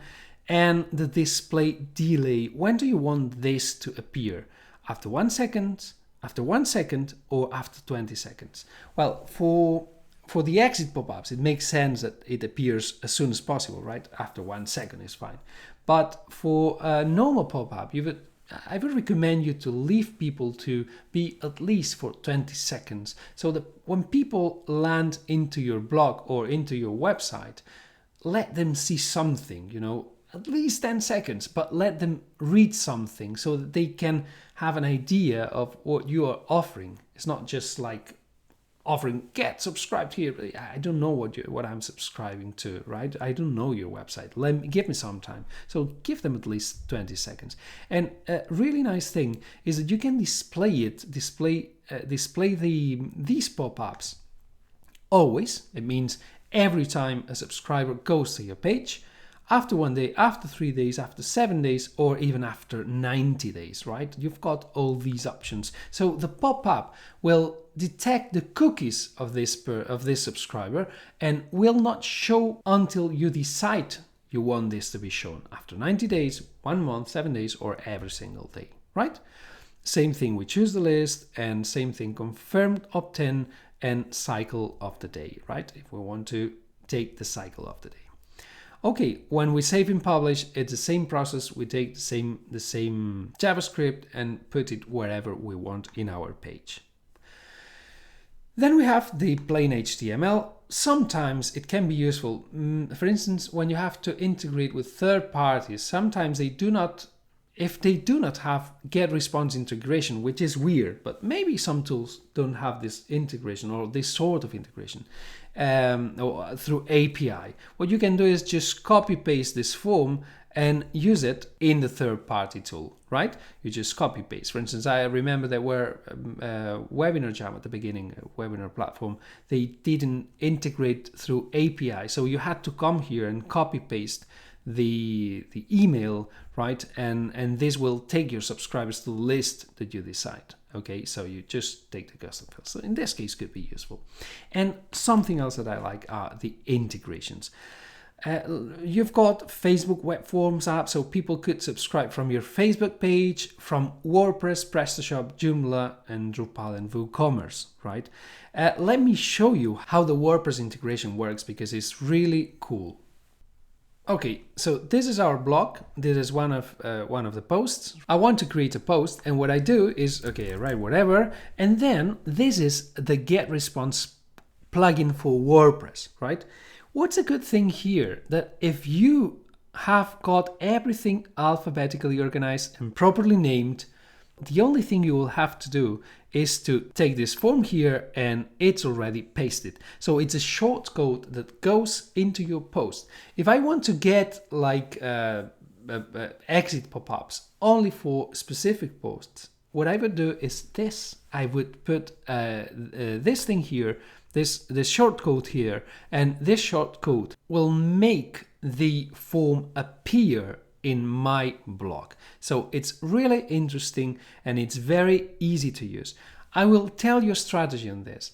What you could do, this is what we do, and it works really well because we try to segment users before they come to our lists, is we publish several kinds of posts from several kinds of subjects within digital marketing, right? So what we do is when we talk about email marketing, we send our subscribers to a lead magnet related to email marketing. This means that we've got a form, an intelligent form, actually several forms, the exit pop-up and the normal form and plus the one at the site, so that's sending people to this email marketing campaign so that we will sell them something at the end, right? This makes segmentation great from the beginning, before sending people to your lists. So we've got several lead magnets, and each lead magnet sends people to different lists with different purposes, right? So that's why I think it's great that taking all these intelligent forms and putting them into each one of your posts, each one of your pages, each one of your contents, in order to better segment your subscribers before they become subscribers. And this is everything from the forms. Now let's see the surveys, right? Surveys is something else that I really like. Because with surveys, you can get a lot of information. The survey creator in GetResponse is very simple, but sometimes simple things are enough, right? So what you do here, just to create a survey, you just put the settings, test survey. This would be the test title that people will see, description test, and if I want to use a reference.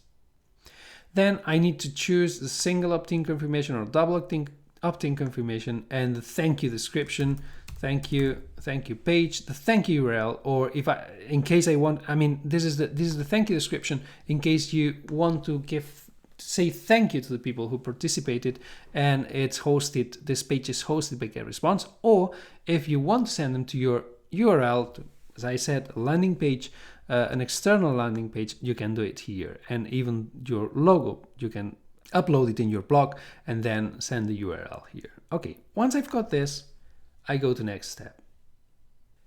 And these are the options that you get with GetResponse. So you can add several pages, right? And if I'm in page 1, I can use a multiple choice, just drag and drop, very easy, and ask a question and answer some options so that people can give one answer for the multiple choice, multiple answer for the multiple choice, test single line, paragraph, or even a subscription form. Once I've done this, I save and publish survey, and this survey, I will get the statistics from this survey in here, in survey statistics. Statistics are very simple, but very efficient as well. Right, for instance, I've got one of the already created surveys, right, and finished, and you can see here, first thing, how many people have answered this response. So responses collected, responses completed, all right, and incomplete responses. Okay, so you can see here when people finish this survey, right? You've got all this information, you've got the questions you did, and who answered these questions, and which score they gave you, right? So people who gave 5 stars, 4 stars, 3, 2, and 1, all right? You can see more details for these statistics, and here you get who has answered what. And this is really, really good, because not even the tools that are the external tools cannot get this information. So there's a way with GetResponse you can know who answered your statistics. You can leave them anonymous, or you can add a simple code in the HTML when creating your newsletter, and you will know who answered what. And this is a very, very relevant information as well, because afterwards you can contact to the people, to the right people, and as well offering them something or telling them thank you or whatever you need, right? And then you can see here respondents when you ask for a specific question, and then you can show stats. And as you can see here, we've got the name of the respondent, the email of the person who answered, the date when they answered, the time, and the time it took them, and the status, if they finished it or not, and the city where they answered from. So you've got a lot of information, a lot. And if you ask questions to the people and let them some place to answer, you will gather a very, very good feedback. That's going to be very useful for your emails. And these are the statistics. Let's go now to the next step and the last step, which is the CRM. And these are the surveys. Let's go now to our last tool and the newest tool of GetResponse, the new addition to GetResponse, which is the CRM.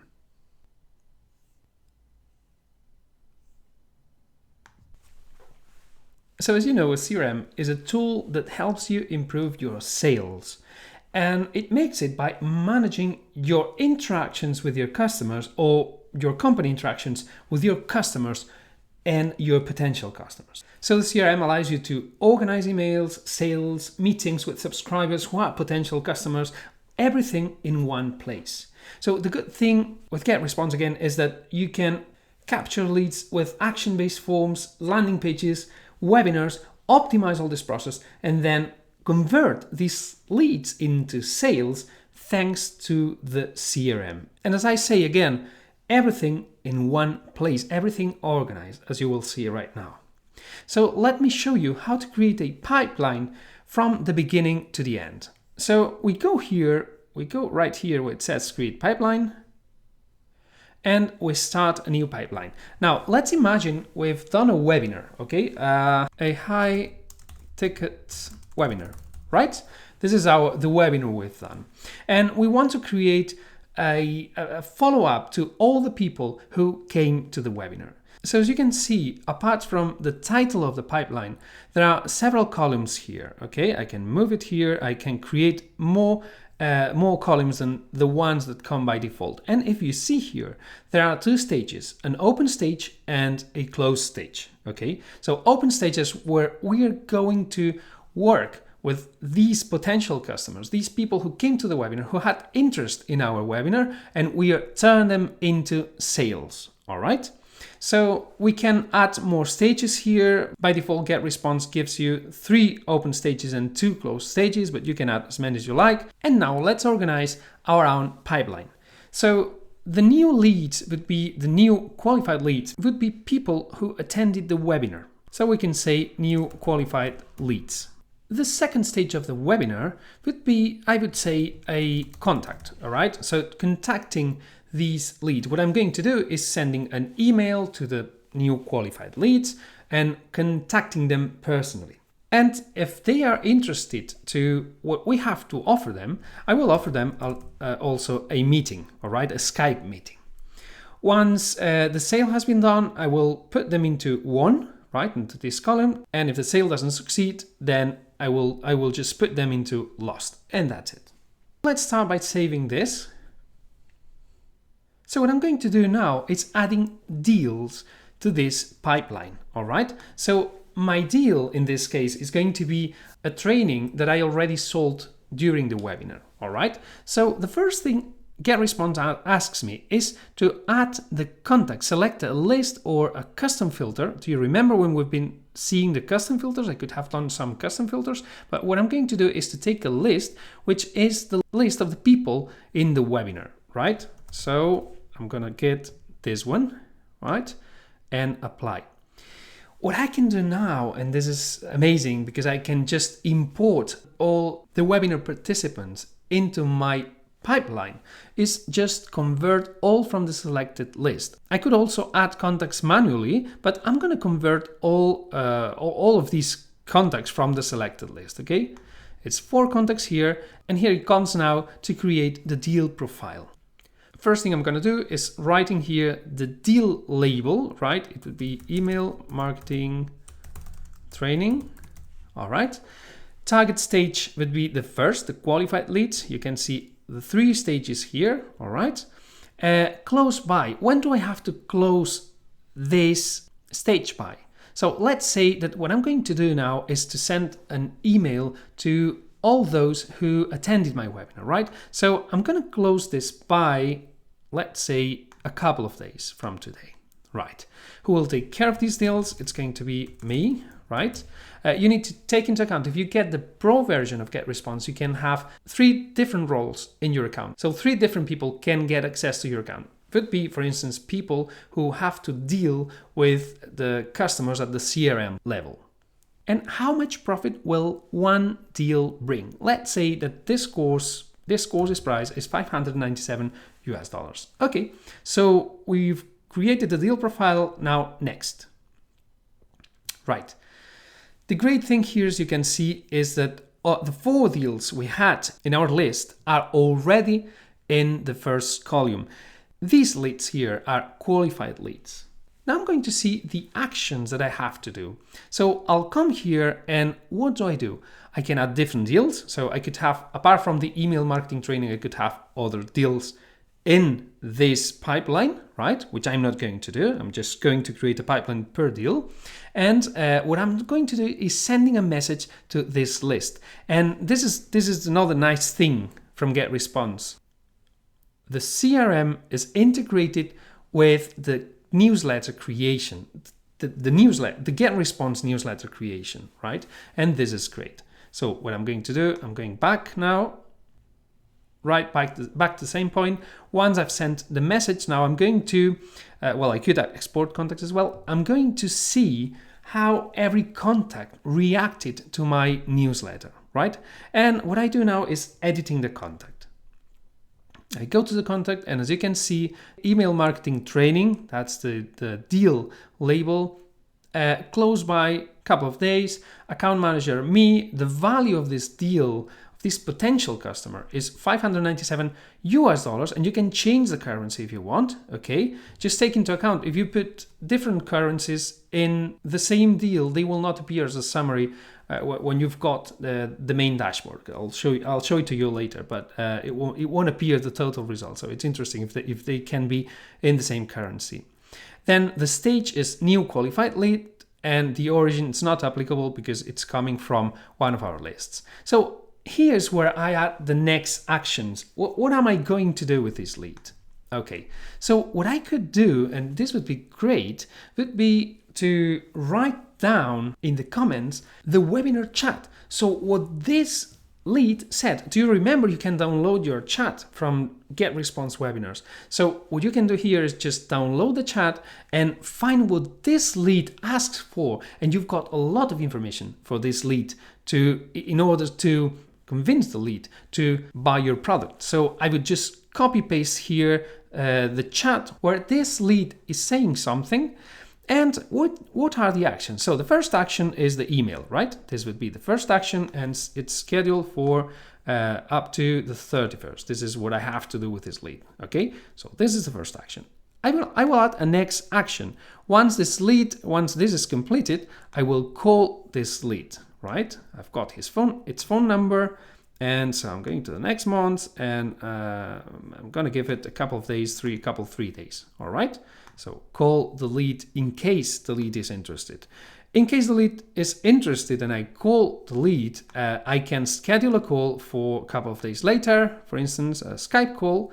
And finally, I could add custom actions or whatever. I mean, this is for you to see that you can add several actions per lead so that you can follow up everything with the single lead. Everything starts from an email, from the email you are sending, right? So once the email has been sent and the lead has reacted to the email, you could have asked their phone number in the email, or maybe in a custom field that you used when registering to the webinar. So what I do is I mark as done this action, all right? So if I mark this action as done, that's fine.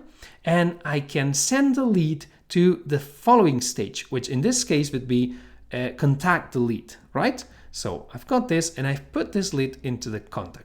Once I call the lead, I can get some notes here about this lead, about the contact, so that I can prepare my Skype meeting for once he accepts a Skype meeting. All right, so I could save the notes. If I go back here, you could see as well the deal history. So everything that's been done by the supervisor, right? So I've added this to the list, added to pipeline stage, newsletter queued, updated, new action added. You see all the actions, everything I've been doing right now. And then you get here as well all the contact details. In this case, what you get here is all the lists where this contact is in GetResponse. So you can have one contact in several lists in GetResponse, right? So you get all the information. So you can see if this contact has bought any other of your products. You've got all the information here. If he's a good follower, you can add autoresponder. You can see the autoresponder and the score of the lead, and you can add as well. You can see as well several custom fields that will give you more information about this contact, right? So you've got everything, even when the lead opted in, the location and how was subscribed, and the IP address. All right. So you've got the deal history. This is really interesting. Now I'm going to close here and I'm going to back here. And as you can see, I moved this lead into the contact stage, right?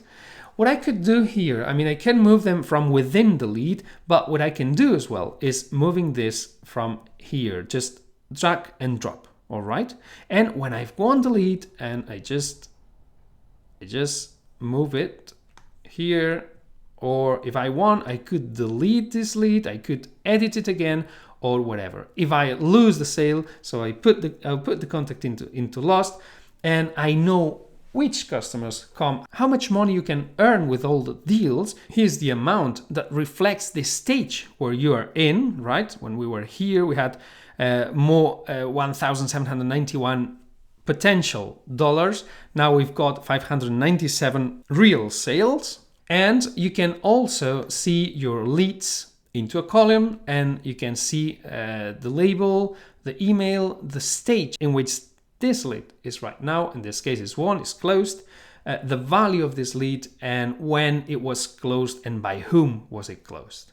So when we go back to the main dashboard at the CRM, you can see that everything is here. So this is what I told you about the value. If you write euros and dollars, for instance, you will have a non-applicable value like you have here, okay? But again, you could open this high-ticket webinar pipeline, use it as a template, export the deals in a CSV, or just delete this pipeline. And this is everything with GetResponse. So thank you so much for having been with me during this whole tutorial. It's almost 3.5 hours tutorial. It's the most comprehensive tutorial about the brand new GetResponse that you will find on the net right now. So I really hope it's been useful for you. If you've been using GetResponse, I hope this will help you manage the new accounts. And if you're wondering to moving into GetResponse, let me remind you something. If you do this now through the link you are seeing on the screen and that you will find below in the description of this video, we're going to offer you 3 bonuses.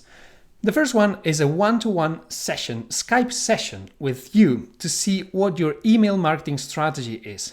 This session is really, really useful. We are going to focus on your particular problems, on your particular company problems, whatever you think you may need, right? So this session has been very useful for many people. We usually charge $300 for this type of sessions. So I really think you're gonna see a lot of value on this time only with you. You've seen many strategies during the webinar that we've been talking about, and all these strategies we're going to see how they match with your problems or with your needs, right?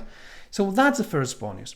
The second bonus is if you are coming from another tool and you see that GetResponse is a match for you, don't worry, we're going to help you move all your contacts. So you're not going to get any troubles. You're not gonna lose any subscribers. You will be fine in our hands. So we've been doing this with thousands and thousands of contacts and have never had any problems. You just need to take into account several things, and we will walk all the process through with you.